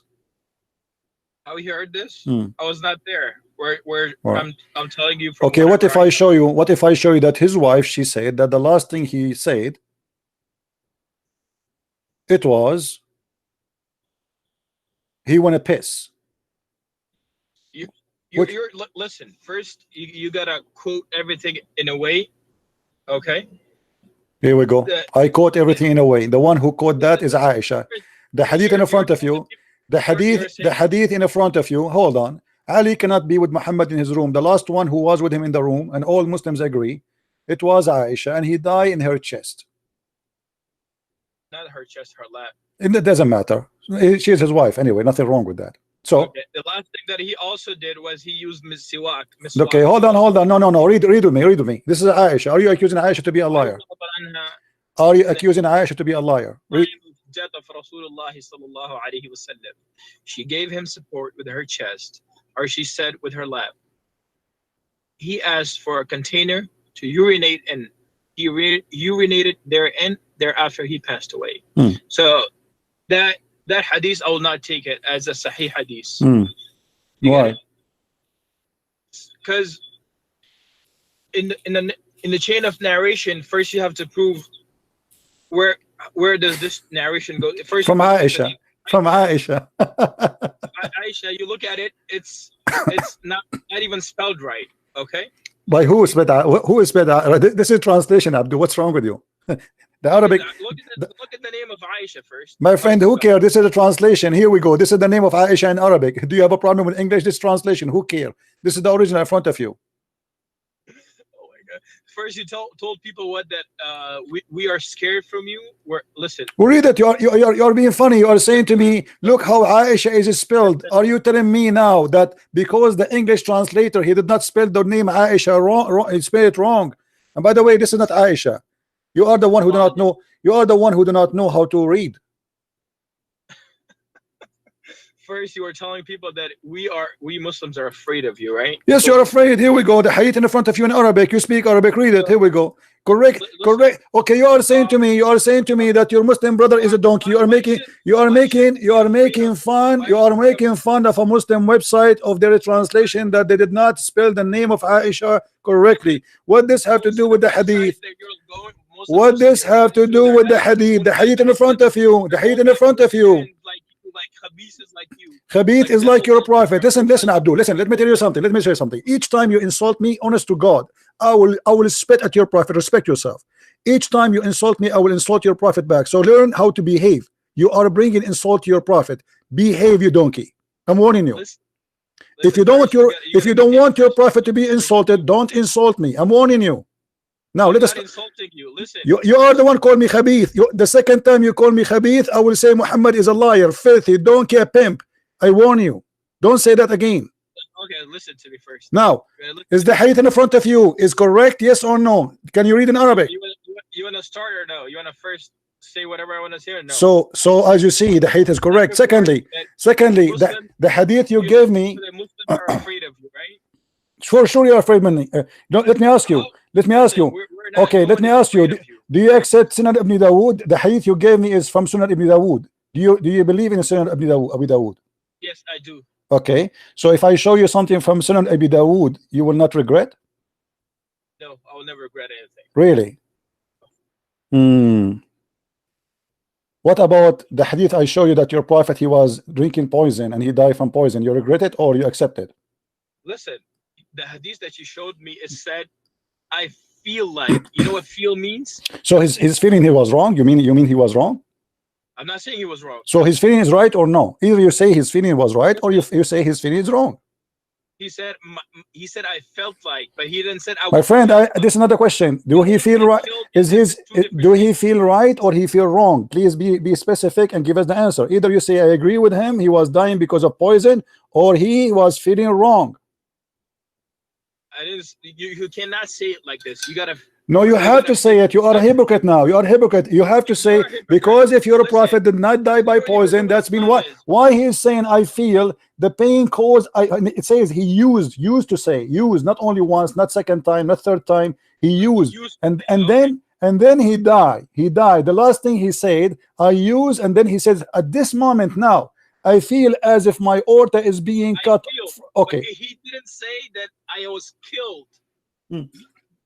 Abdul, he was poisoned. Obviously, he was killed. He said, "I feel my aorta is being cut off." Where he said, show me a hadith where he said I was killed by the poison. Abdul, when he say, "I feel the poison is cutting my aorta," what is cutting his aorta? What is cutting? What is cutting his aorta? What is cutting the artery of Muhammad? Explain to me. The hadith in front of you. Be honest. He said, "I feel." My friend, I don't care. Are you? I just want to ask you. Do you agree? Do you agree? Okay, he said, "I feel." Is his feeling a lie or his feeling truth? This guy, you gotta first understand. I understand. Give me the answer, my friend. Either you agree with him. Either you agree with him. Either you agree. Okay, so you are saying I don't agree. I don't agree with Muhammad. He did not buy poison. My prophet was a liar. I'm telling you that. Show me a hadith. Show the people who are watching you right now. Show them a hadith, a saying of Muhammad sallallahu alaihi wasallam, where he said that the poison killed me. He died right away. He said that he will say that before. Are you crazy? You want him to say that after he died? Because to say the poison killed me, he have to say it after he died. Now you're being in order to say the poison killed me, he have to say that after he died. Are you crazy or what? How he will say that after he died? The poison killed me. It's mean he is going to say that after he died. So no way he will say killed me. He have to say it before he died. At that moment he said it, he was not dead yet. So how am I going to say the poison killed me? You are such a hypocrite, bro. You gotta be careful whatever you say. You are the one who said that. You said, show me what the prophet said. The poison killed me. Everybody heard you saying. Everybody heard you saying, show me what the prophet said. The poison killed me. In order to say that, he have to say it after he died. What's wrong with you? Have you ever heard of somebody saying after he died, the poison killed me?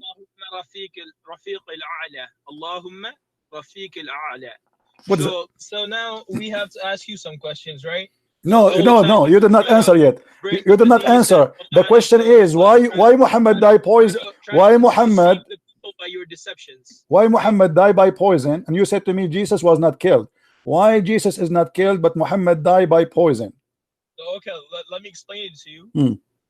So Jesus, as you believe that he was killed, right? That's what your belief is. Isn't that your belief? The Quran confirmed that too. No, isn't that your belief that Jesus was killed? Yeah, I believe, yeah. Okay, so we don't believe that Jesus was killed. Get it? Did the Jews kill the prophets? What? Did the Jews kill the prophets? Which prophets? I'm asking you, did the Jews kill any prophet? Of course, Jews that used to kill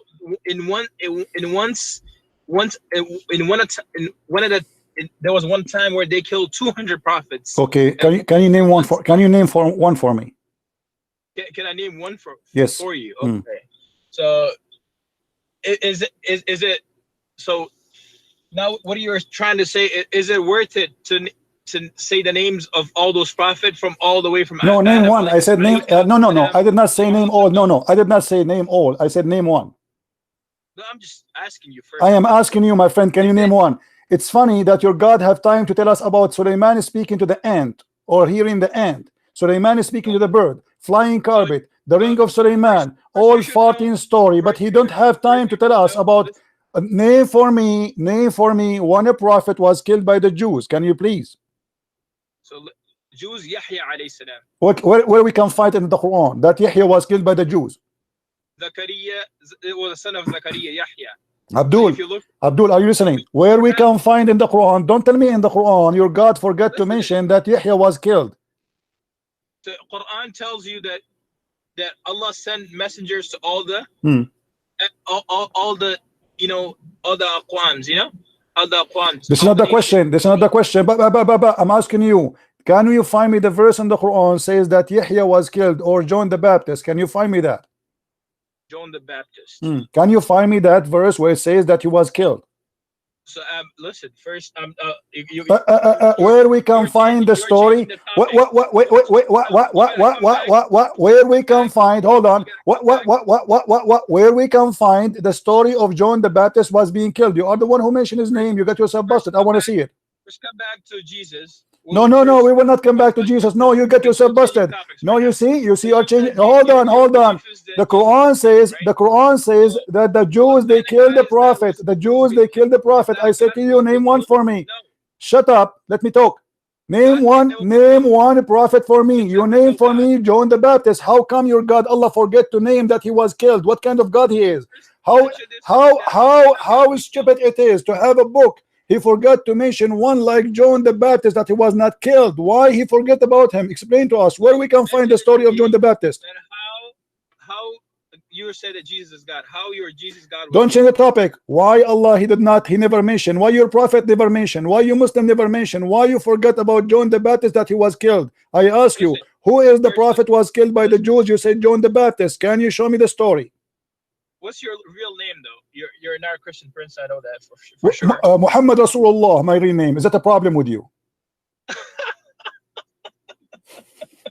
You see, he changed the. You see how they do poo-poo. You see how he changed the topic. He's afraid. He's doing poo-poo. He is doing poo-poo. By the way, what's your name? By the way, suddenly we are talking about John the Baptist. We are talking about John the Baptist. Suddenly he said, "What's your name?" By the way, what's your name? By the way, what's your name? Nice to meet you, brother. This is not. John changed the topic. But don't be a coward. Where we can find the story of John the Baptist in all Islamic religion? No. Do you know Abdullah bin Ubay? I do not know Abdullah. Do you know him? Abdullah bin Ubay, okay, he was a hypocrite like you.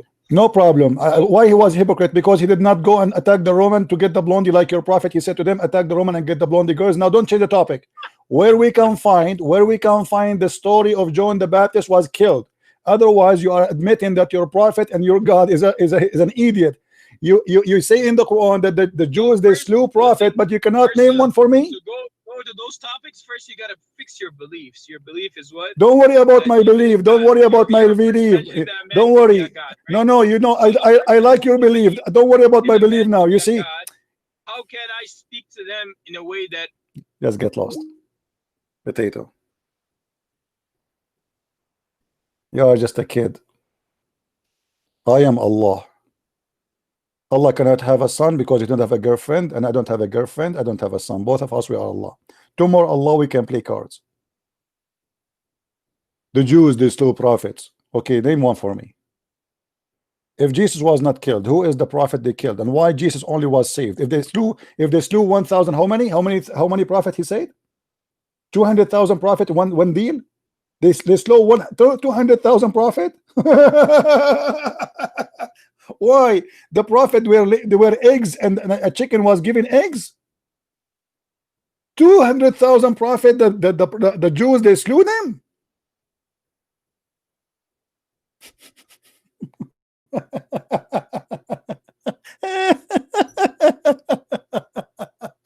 What a comedy. Oh boy. Name for me One prophet was killed by the Jews, John the Baptist, but this is a story in the Bible, not in the Quran. Are you saying to me that your book, your Quran, is a false book? Where we can find in the Quran the story of John the Baptist being killed? It's not there. Okay, can you show it to me in the Hadith? Can you show it to me? You have nothing. Stupid religion. Your God have time to tell us that Suleiman, he died standing. Nice to meet you, Suleiman. Are you dead? Suleiman, you are not answering. Suleiman, move your eyes. Suleiman, why are you not answering? Have you ever heard of a prophet he stand still and he is dead? And then how his ministers and his wife, they notice he is dead? Who remember? Guys, who remember? Let us see how many of you remember. Who remember how they find out that he is dead? He was holding a stick in his hand, and then the termite eat his stick, and this is how he fell down. I will never hold a stick made from wood. I will get it made from something never rust. You know, the termite eat his stick, and this is how they notice that he's dead. What the heck? Ministers, kings, he's a king. People coming out, people coming in, they talk to him, his wives, and nobody knows he's dead. Standing? Are you sure, Muhammad? I mean, this must be a true story.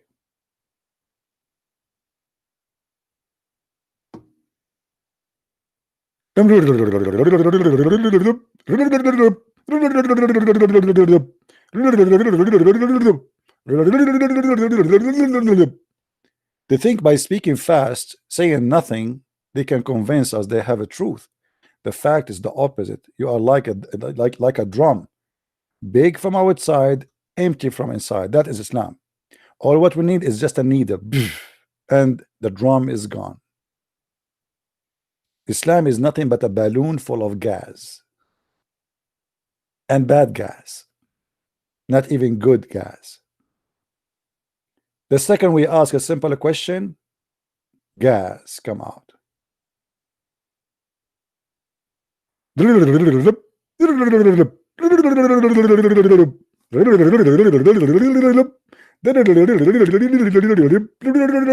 Christian prince, the poor guy tried to talk. Can you talk, please? Like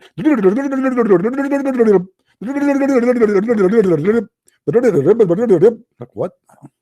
How in the world can we talk? What's happening here?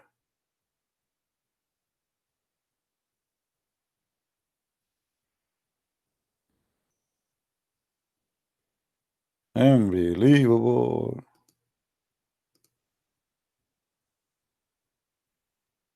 Quran is nothing but a stupid book.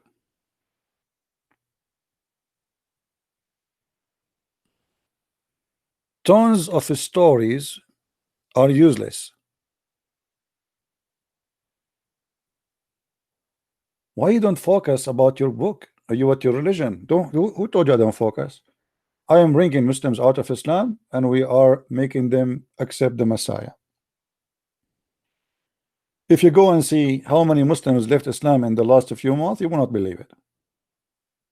Not only they left Islam, and they accepted Jesus as their Lord and their Savior. So don't worry, we are doing a great job, and your devil is not working. Why you don't fix your language? You say the word penis. Your prophet said the one who is proud about his inheritance, go and tell him to suck the penis of his father. What kind of a filthy prophet he say that?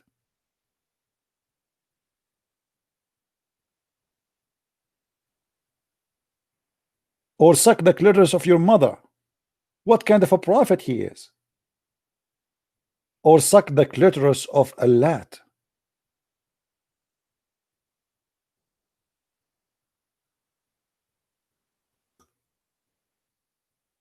Vagina, penises. Muhammad, he says, I was the most weak person in between mankind, and then I invoke my God Allah, and he sent me al-kufayt, a dish of shish kebab. I ate it, I get the power of 40 men.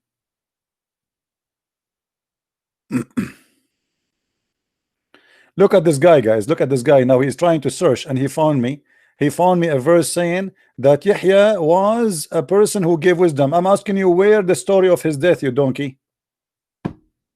I know the Quran mentioned Yahya. And by the way, his name is not Yahya. Even the name is wrong. Where in the Quran is speaking about that Yahya was killed? And here we go. He just went to the Quran and searched for the word Yahya. Find me where in the Quran it says he was killed.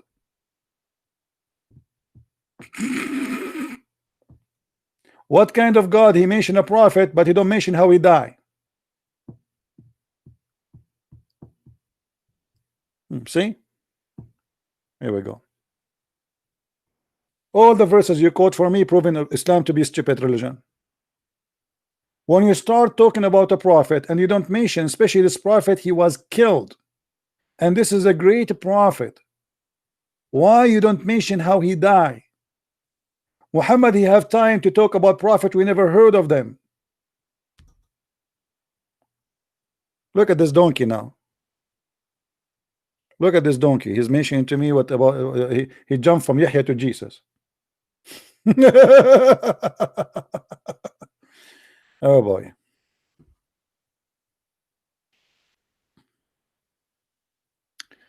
Peace be upon me. Peace upon Jesus when he born. Peace upon him when he is resurrected. Peace upon him when he die. There's no verse in the Quran says peace upon Muhammad when he was born, peace upon him when he die, and peace be upon him when he is resurrected, for he is of the devil.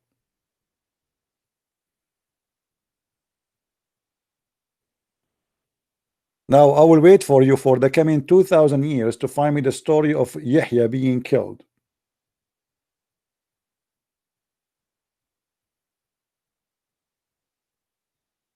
How Jesus is God explained? That's very easy to explain, my friend. Jesus right now, according to your cult, is in heaven. He is the only one in heaven. From heaven to heaven he go back. A human being from dust to dust. Very simple.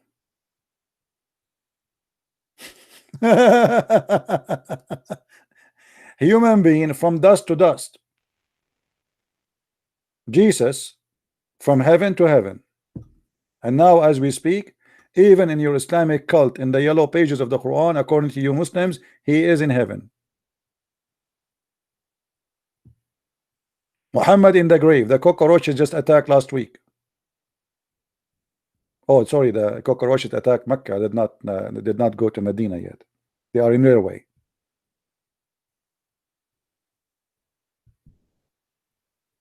How in the world I need to prove that Jesus is God? If you believe that he is in heaven, if you believe that he is going to be coming down as a judge, absolute judge, hakaman muqsitan, how he can be absolute judge unless he is God? To be muqsit, muqsit is one of the names of Allah in Islam. Muhammad is not muqsit. Musa is not muqsit. Abraham not muqsit. Only Jesus. And he is hakam and muqsit, judge and just. And the only way for you to be judge and just in the same time, if you don't have the nature of a human being, you have the nature of God, because a human being cannot be perfect in judgment. Is that correct, guys?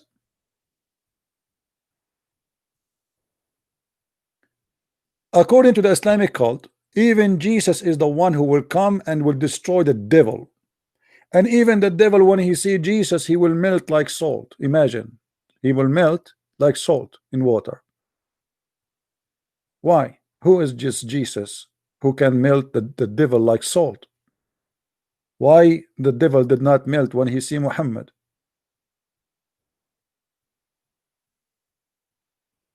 We prove it from your books. In your books, the Messiah is the word of God and he is the Spirit of God, not a spirit from God. In your book, Jesus is holy, chapter 19, verse 19.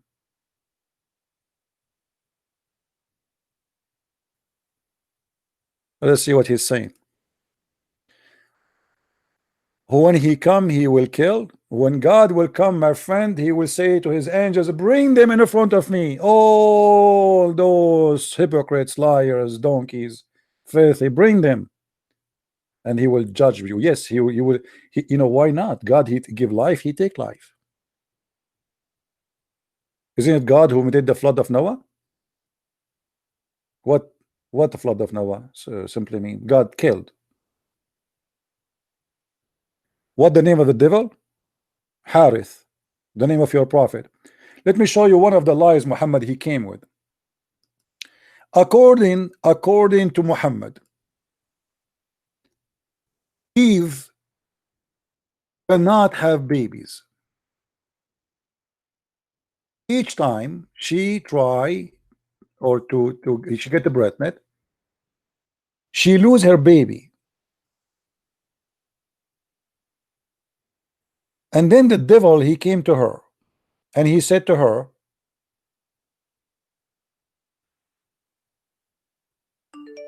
let me try to find the hadith. He said to her, if you want your son to live, call him the slave of Shaitan, Abdul Harith. You believe it? This is a story Muhammad he mentioned.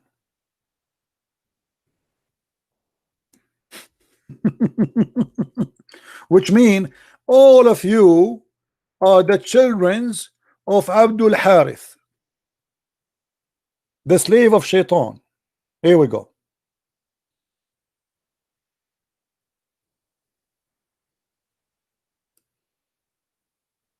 Do you see it?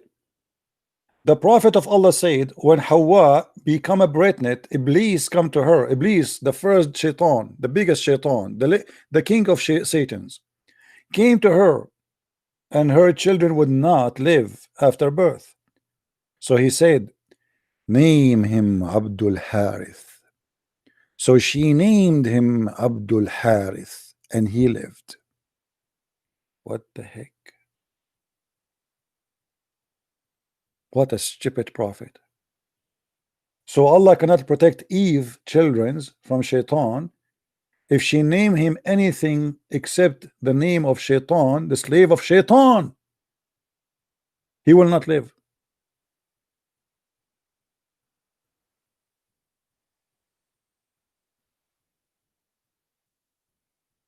He will not live. You believe it? This is a prophet who promote that he is a believer in one God, saying to us that Eve, she is the first woman, she called her son the slave of Shaitan. Abd in Arabic means slave or a slave, yeah. Usually it's a black slave. Al-Harith is one of the names of Shaitan.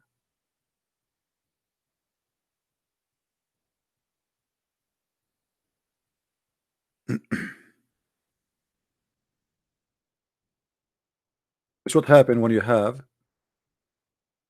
garbage teacher. Look what happened when Shaitan, he made Jesus. Let me show you the reference so the Muslim will not say I'm making things up.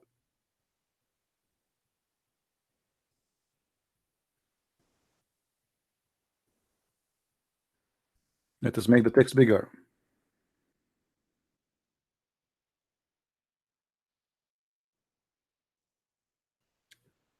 Here you will see Muhammad, he was speaking about the Shaitan. You see the Muslims in the translation actually. Look. وإذا صاح فيهم الشيطان إن المسيح قد خلفكم في أهليكم. And when the Shaitan, the Satan, he screamed, says he that the Messiah, he is the inheritance of you. And they are going to come and they will say, this is not true, we will not believe. And then when Shaitan, he see the Messiah, he will dissolve like salt. When the enemy of Allah, the Shaitan, he see Jesus, he will dissolve like salt, as salt dissolve in water. Do you see it? That is Jesus, my friend, in your cult. And you don't want me to worship him? In your cult, the Shaitan, when he see Jesus, he dissolve like salt.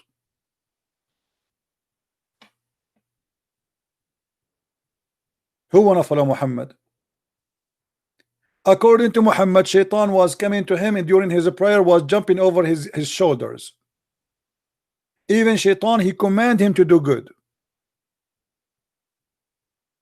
My Jesus, when Shaitan he see him, he dissolved like salt.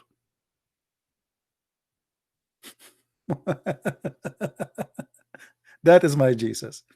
Who is your prophet, the child molester? Who is your prophet?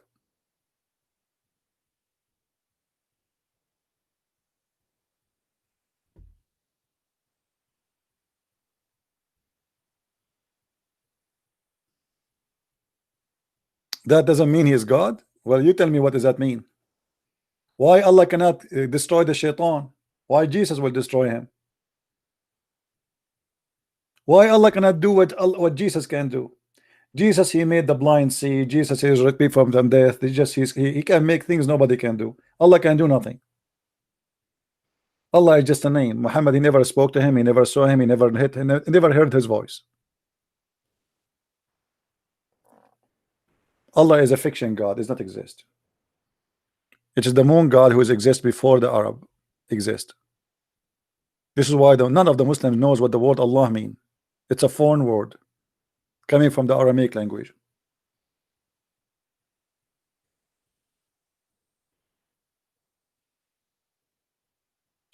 Do we have any Muslim want to say something? That does not mean he's God. Well, Jesus is the creator. That doesn't mean God the creator. Guys, Jesus is the creator. Jesus is alive for thousands of years. Jesus, he can heal. He can forgive sin. You know, he forgives sin. The Jews, they said to him, which authority you have to forgive sin? What this guy is talking about? Yes, Abdullah.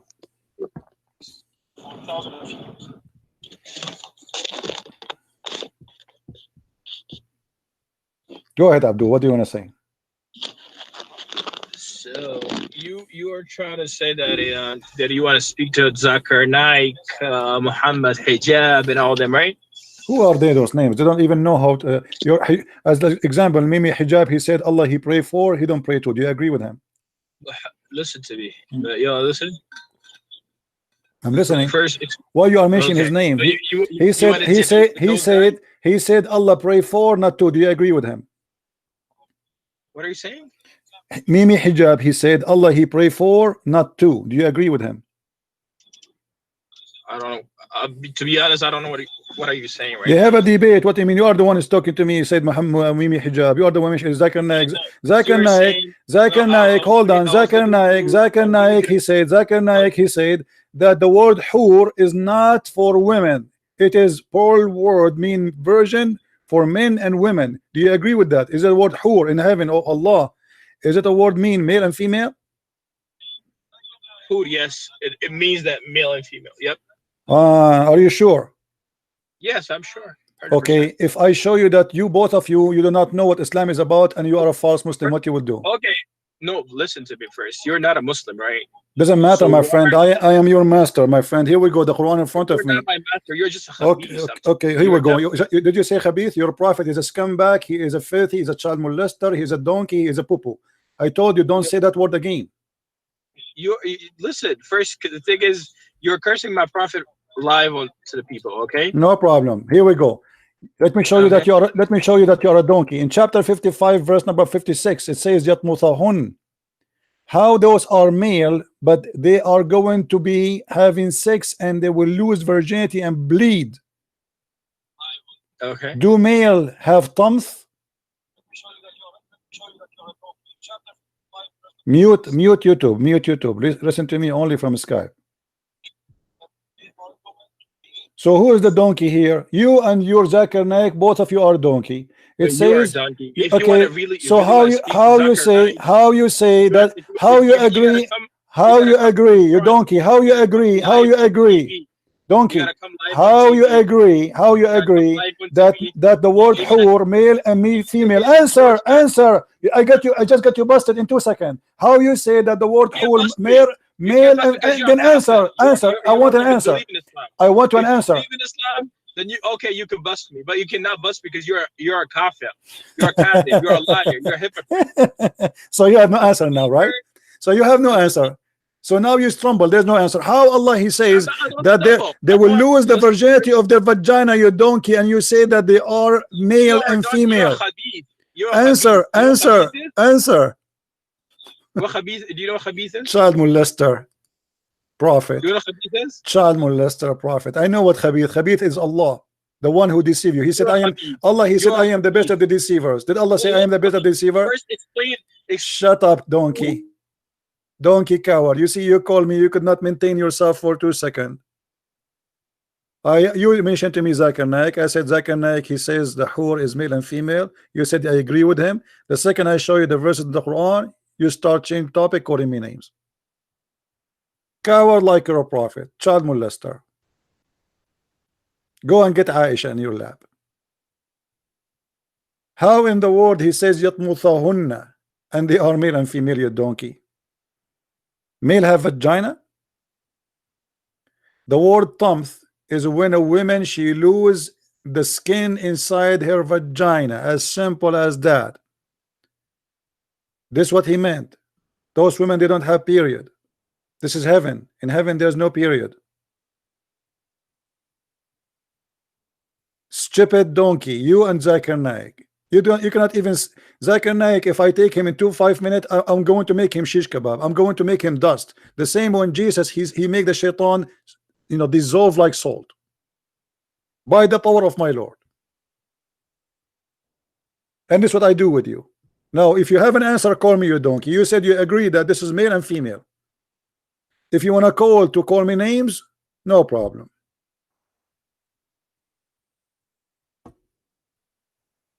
Stupid donkeys.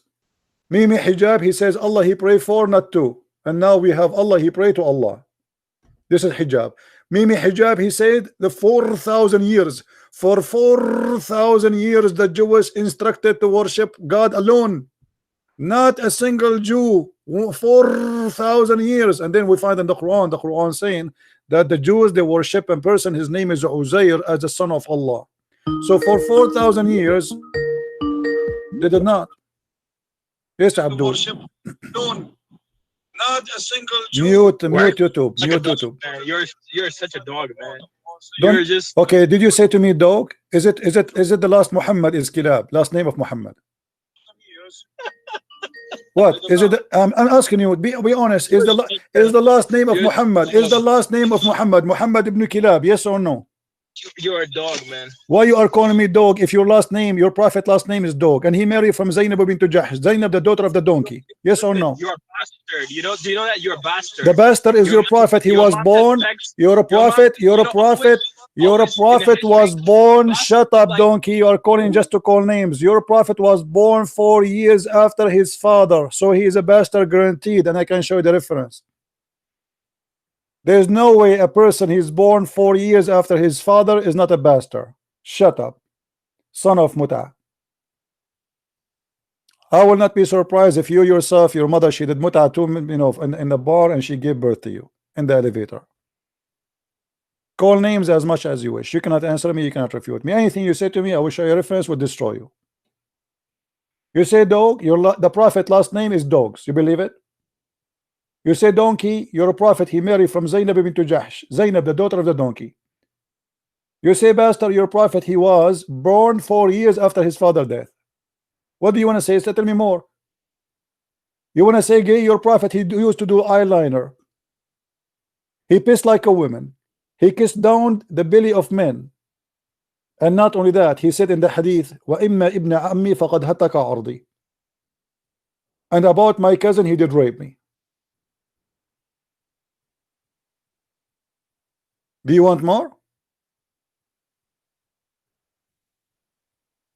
And not only that, in the heaven of Allah, you're a prophet, he said that in the heaven of Allah there's a market, no buying nor selling, except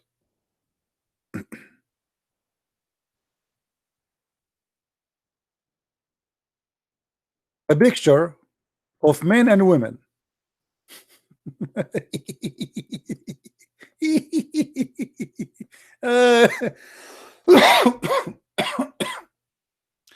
Praise be to Allah, brother. Allah will provide us with images of men to have sex with them, brother. Men, they will have sex with men in heaven, brother. I mean, how fantastic that heaven, brother.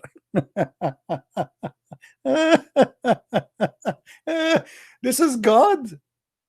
This is heaven. I swear by Allah, Muhammad is talking. Indeed, in paradise, there is a market in which there is no buying nor selling except for images of men and women. Images of men and women? Are you serious? Are you serious? Okay. So now we have a Playboy magazine market. Images of men and women. So whenever a man, who is the one wanna get inside and have sex with them? A man. And the images are images of what? Women and men. Take a note, please. Please take a note. The images are for men and women. The customers are men.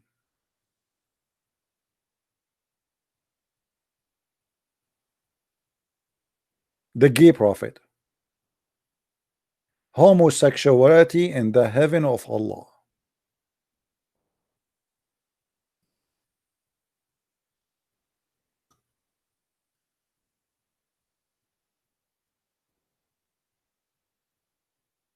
Did I make this hadith up? No, it's in the front of you. This is sunnah.com. Sunnah.garbage. MashaAllah. Sunnah. This is sunnah. This is all sunnah, my friend. A lot of sunnah here. Sunnah is Muhammad practice and Muhammad's statement. This is what Muhammad he do and he say. Praise be to sunnah.com.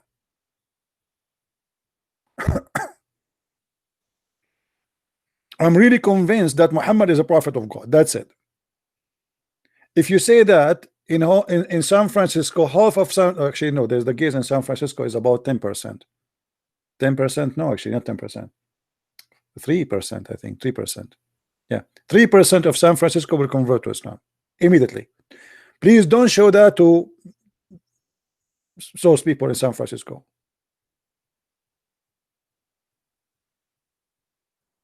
They will be lining up to say Shahada. Guys, there is a story. Do you know the story? there's a guy, one of the companion of the Prophet during the time of Uthman.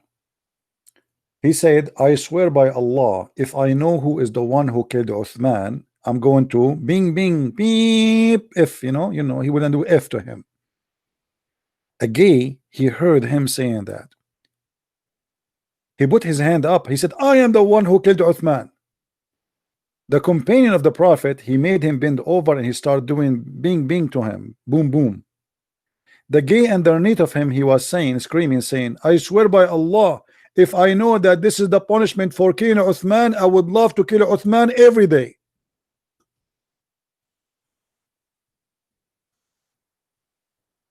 Is that a true story or fiction story? The guy was doing him and he was swearing underneath of him. He says, I love it. I swear by Allah, if I know that this is the punishment for killing Uthman, I would kill Uthman every day, every second, forever.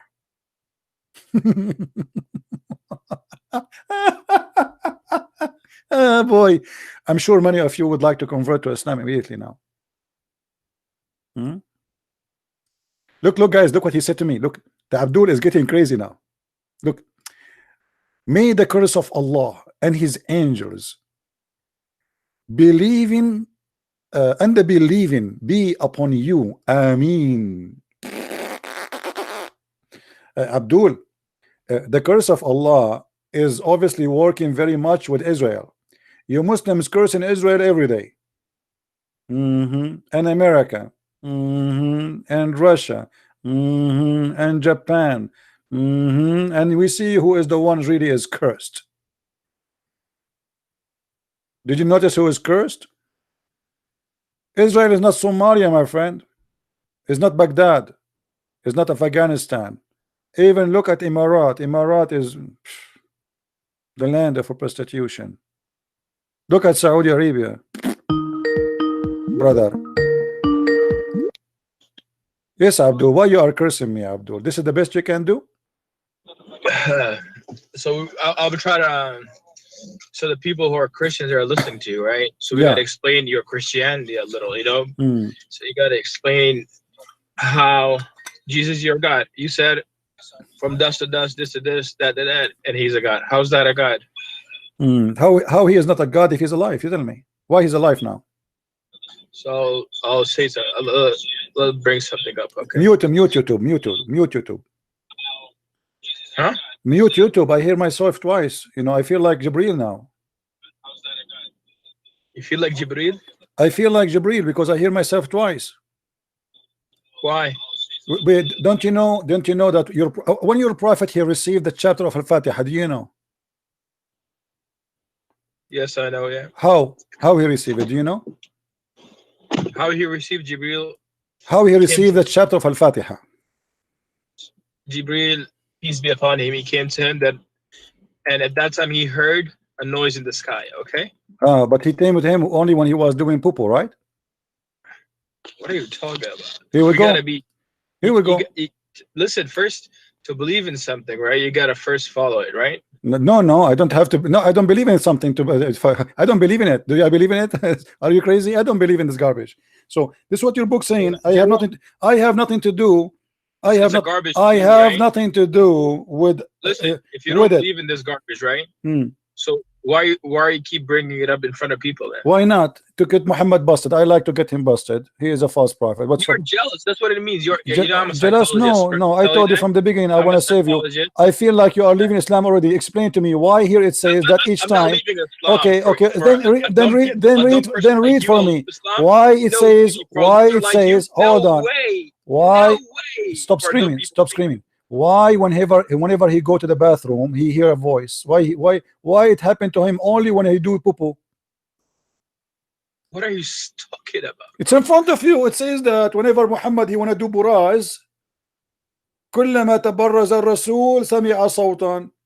You speak Arabic, I speak Arabic, and this is the translation done by you, and this is the book of Asbab al-Nuzul. Which part of كلما Arabia تبرز. are you from? Which part of Arabia? What? Which part of Arabia are you from? You're from Iraq? I'm a black, blonde African American from Japan. Don't change the topic. Answer. What kind of a prophet he received his inspiration doing shit?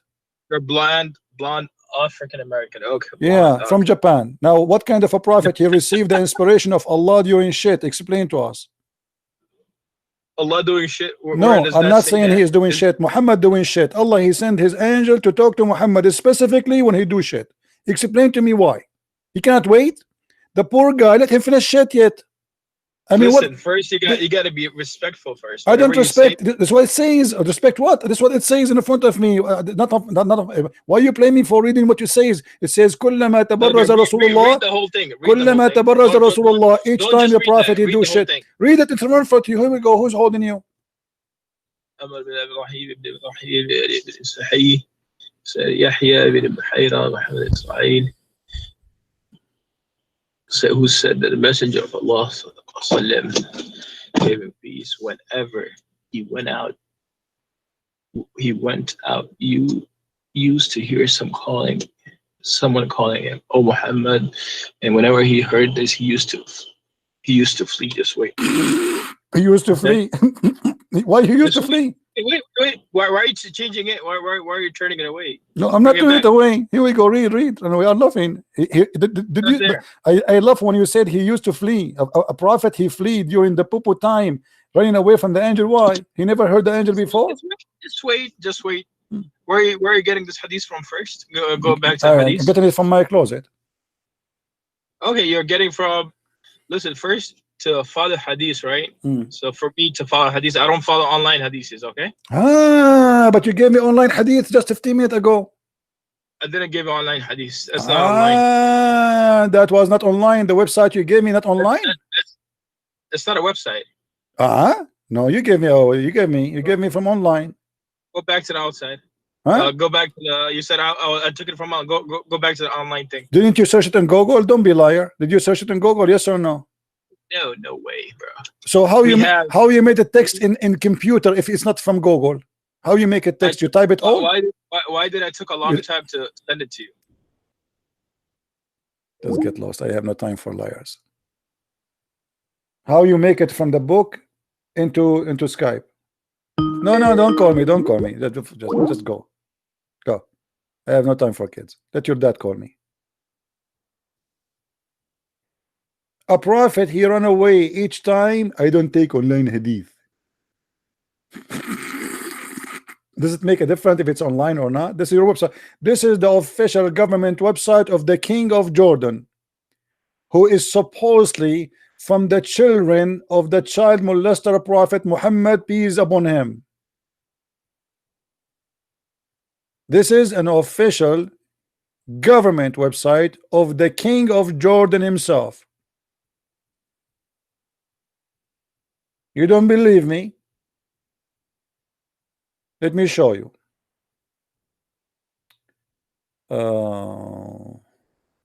Where it says about the website. Here we go.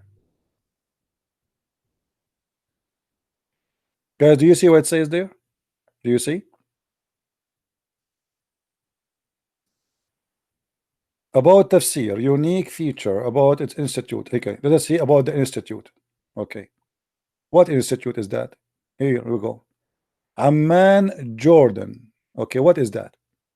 The Royal of Ahlul Bayt Institute, the royal family of Jordan, who claim to be from Muhammad. This is what they call them, Ahlul Bayt.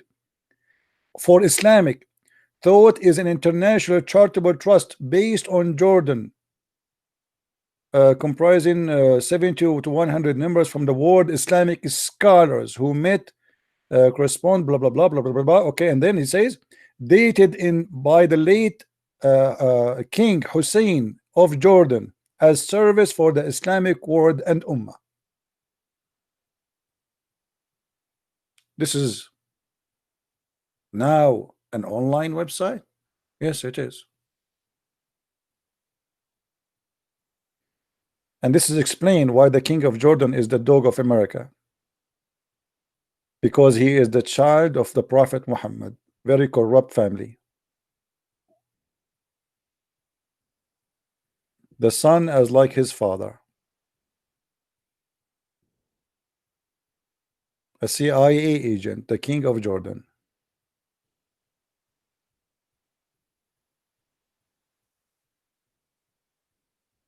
Any Abdul? Anyway, guys, we are not going to stay long. The video here, please download it. As you see, I'm taking my video down just to force people to download it and share it all over. So this video will not stay long there. After we finish, wait maybe for 15-20 minutes, the whole video will be there and you can download it and take it, put it anywhere you want, especially the debate with this guy. This is a horrible debate. This guy, he destroyed his prophet left and right, and they think they are victorious. You are right. A prophet who received inspiration from Allah during Pupu time. I like that prophet. I want to have a prophet like this. Actually, you know what? Each time I go to the bathroom, I go in silence, waiting for a voice to be heard. And if I hear the voice, I think I'm going to flee like the prophet. I wish I have a camera at that time. Oh boy. 4K camera behind Muhammad when he is doing Pupu. Muhammad hear the voice. We record the voice. We see the prophet fleeing and the Pupu is coming down. And the angel saying to him, stop Muhammad. Oh, Muhammad. Why in the world this guy is going crazy? This is the first time he see the prophet, the angel. Why is running away? Al-Fatiha is not the first verse Muhammad received. So why is running away? He should know that this is an angel when I talk to him. I know that the angel is coming at wrong time during the Pupu time, but maybe this is the wish of Allah. He liked to send his inspiration during the Pupu time. It's a holy Quran during the holy makes sense. Oh, Muhammad. And the second Muhammadi here, he flee. And then Muhammad, as usual, he went to his father, the real father of Muhammad, Waraq ibn Nawfal.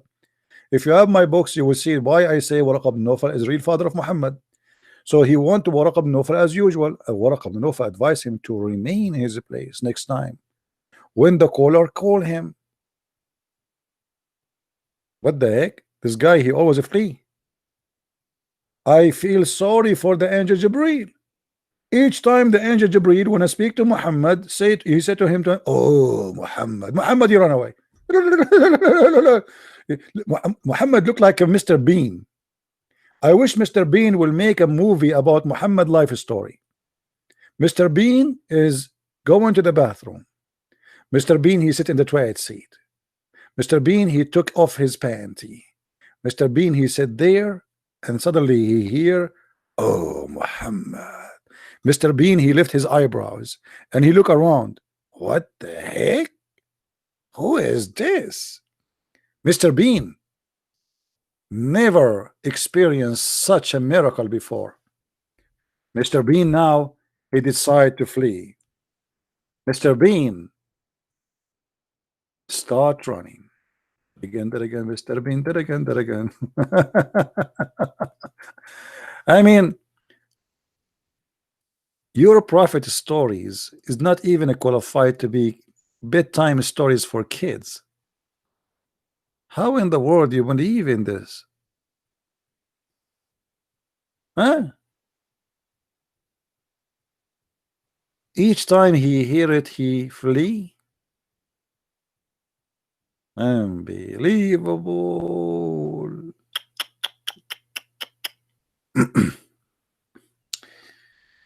All right. Anyway, guys, I think we have enough for today. Did we have enough for today? I'm supposed not to do any broadcast today because I want to work in translation of the Quran. But I hate you all. I miss you. What I can do? I mean, I miss you. Seriously. And you see, this guy, he said, I put the curse of Allah on you. Last time, the Muslims, there's a guy, his name is a Muslim Knight. He opened a room in chat room programs called Paltalk. And the chat room name, the curse of Allah upon Christian Prince. And I entered there, you know, just because it had my name. But I did not use my nickname to enter. You know, I just choose a different nickname and I enter. And the guy was saying, may Allah destroy Christian Prince. All the Muslims, like 300, 400 people saying, Ameen, oh Allah, kill him. Ameen, oh Allah, give him heart attack. Ameen, oh Allah, give him cancer. Ameen, oh Allah, make a train go over him, a car, Allah, car accident, Allah. Oh, very evil people. Less than 24 hours after, the guy who opened that room, he have a heart attack. Less than 24 hours. The one who was praying for me to have a heart attack. And the Muslims were shocked. Because they were expecting Christian Prince in 24 hours, he will not be there. Oh boy. Oh, my heart, guys. My heart. I feel something in my heart. Oh, this is not my heart. This is my pocket. Because it's empty. You see what happened to you when you have a pocket, it's empty? It's not my heart, it's my pocket, sorry. Yeah, okay. No, this is where we are Arab. Where is our heart? You know? I mean, we didn't know actually. We are Arab, we are different. Because especially like the Quran says, women, even Arabian women specifically, they have breast testicles. This is why I'm an Arab. I did not get married. I will not marry specifically an Arabian woman from my people. What if you marry a woman and then you find that she have, instead of having breasts, she have testicles? I mean, this is scaring me. And people, they keep asking me why you are not getting married. I mean, this is a very scary scenario. You know, I mean, that's not even fair. All women in the world, they have a breast except us Arab. Our women, they have a testicles. Why is that?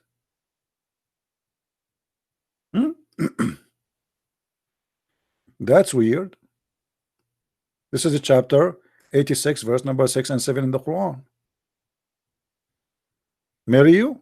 Well, we have somebody saying marry me. First, okay, if I want to marry you, you have to be qualified. I am an Arab like Muhammad. So you have to be very young, you have to be in the age of Khadija. You have no teeth and you are rich. So if I open my broadcast, you will not bite me or you will not beat me. Okay? And if I scream loud, you will not hear me. All right? This is the qualification. Are you rich? Are you old? Are you deaf? Are you mute? And you have no teeth. By the way, I forgot. You have no nails too. If you have this qualification, we are good to go. All right? This guy is a joke. Are you talking about Muhammad, my friend?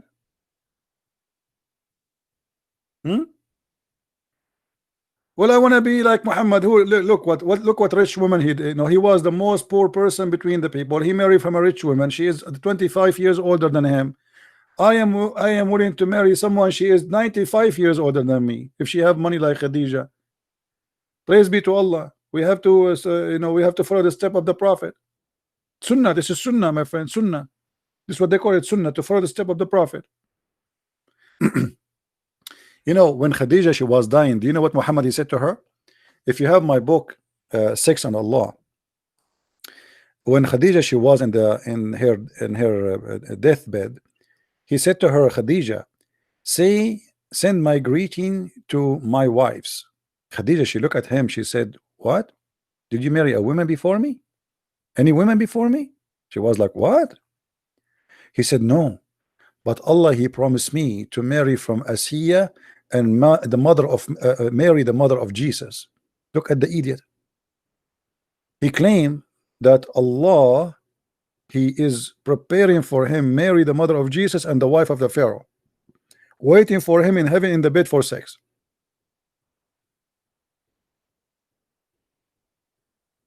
What a crazy cult. What a sick man. And yet they call him a prophet of God. Say hello to my wives in heaven? Really?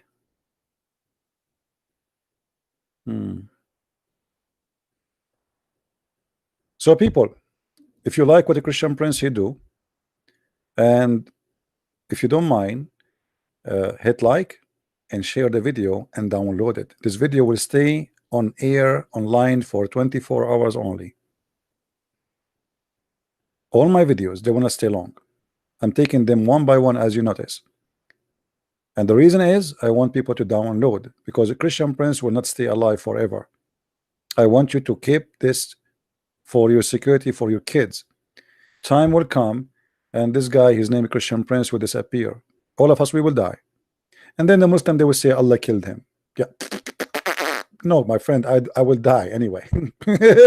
Nobody stay alive anyway, my friend. We know that. Yeah, your God, he can kill anybody.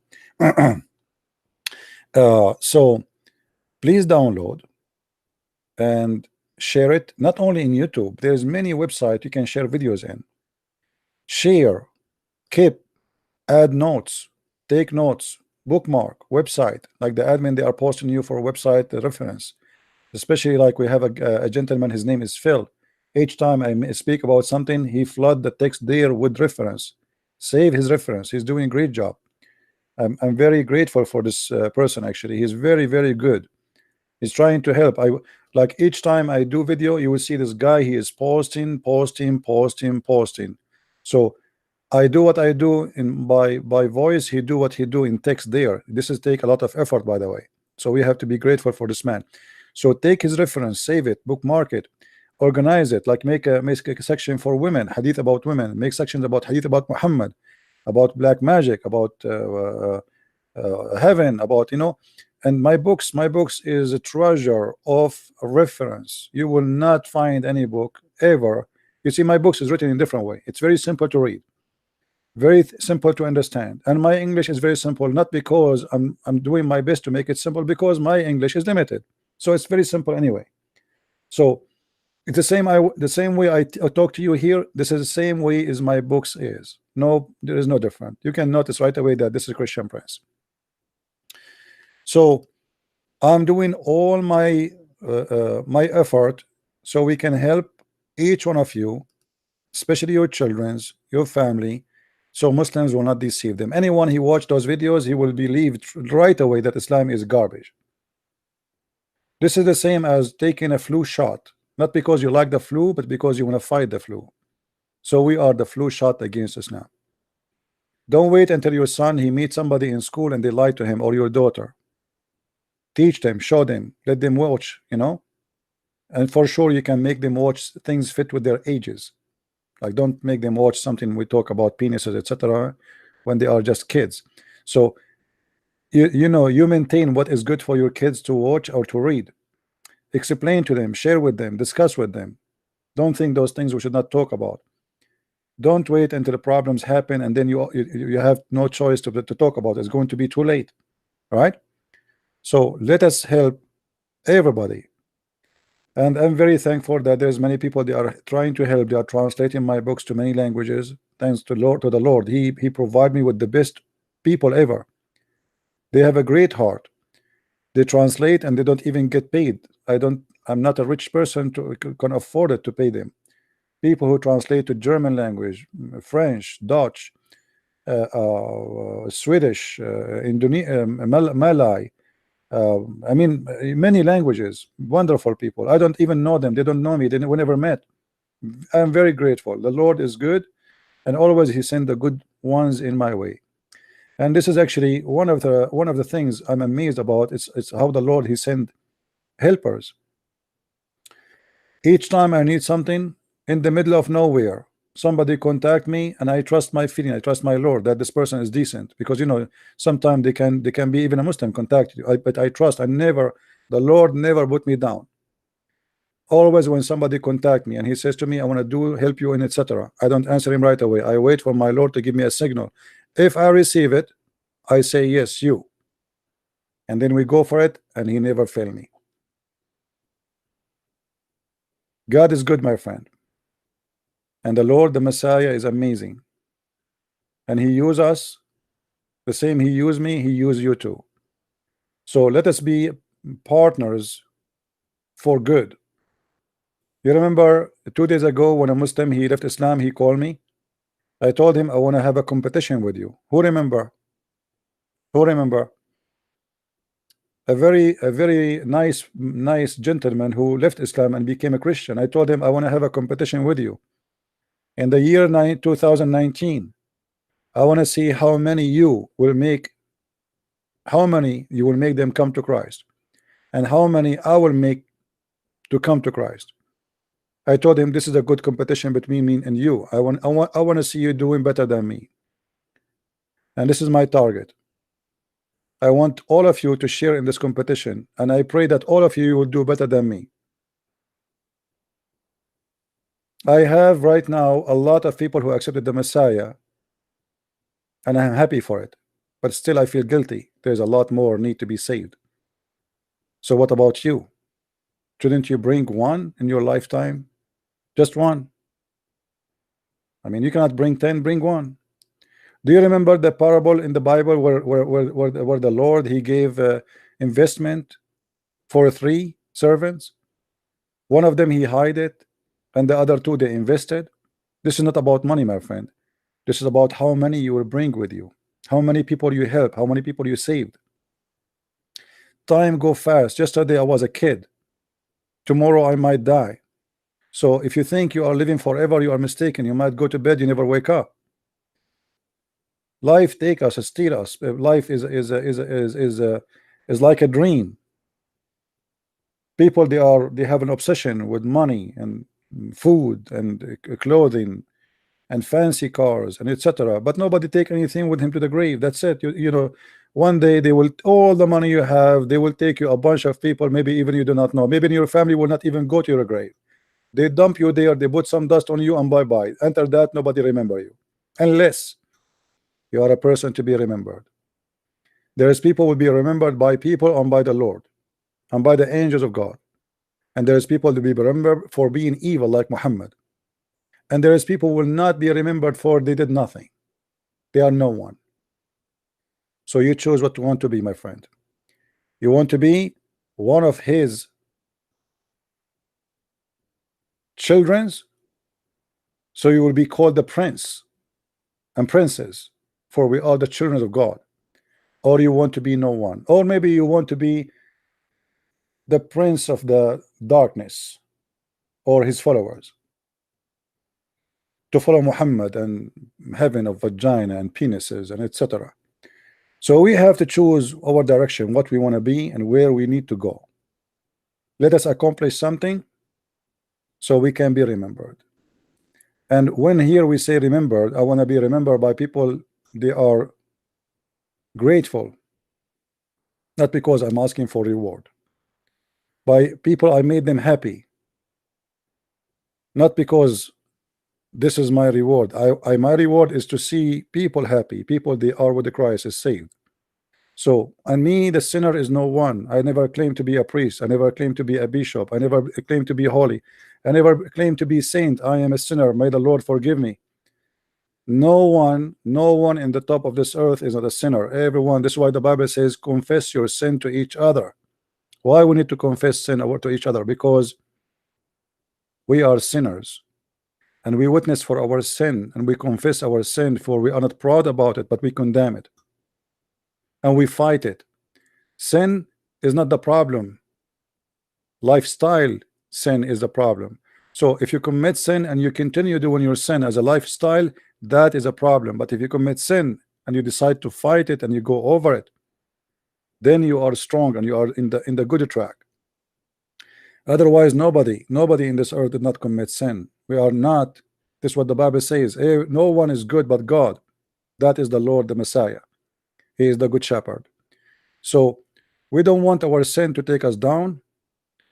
We want to fight it, and we want to overcome the sin, and we want to overcome the devil and his promises, sex and money, and false glory, heaven full of food, and boys, naked boys around us.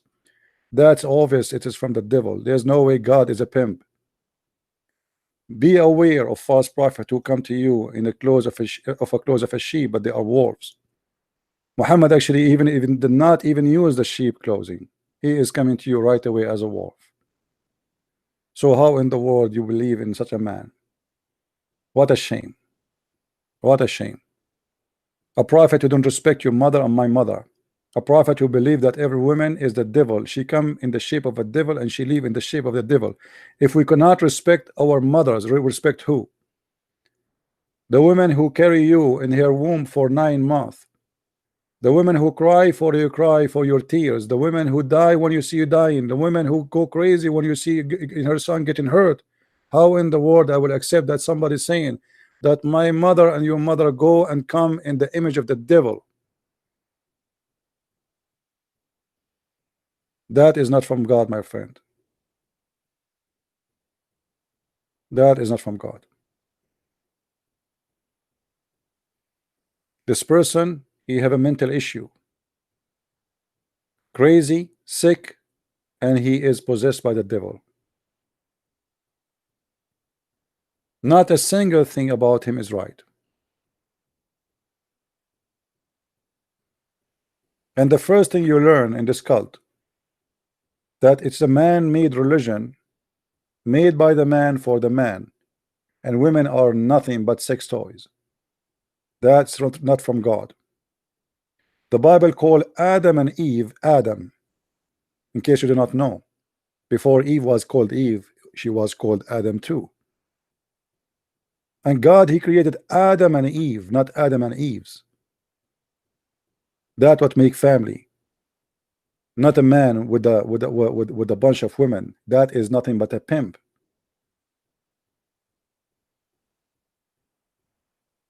Real family is based on love, not in lust. A man who need more women, he don't care who is she. He just need more women. There is no love in Islam. Even in the heaven, you go to heaven, Allah promised you women you never met, you never saw before, you don't even know their names. They are just made for sex. You open your room, you find women naked waiting for you, and they will jump over you. That is sick. The heaven of Islam is nothing but a sex business in Thailand. where the bars of naked women waiting for anyone. It doesn't matter who is he. He is sick, he have AIDS, he have madness, he's crazy, he is a criminal, he is a killer who don't care. All what they want is his money.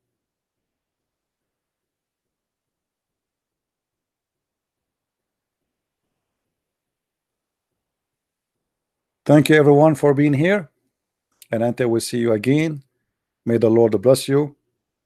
Christ is Lord and Islam is false, and we see you soon again. Take care. Bye-bye.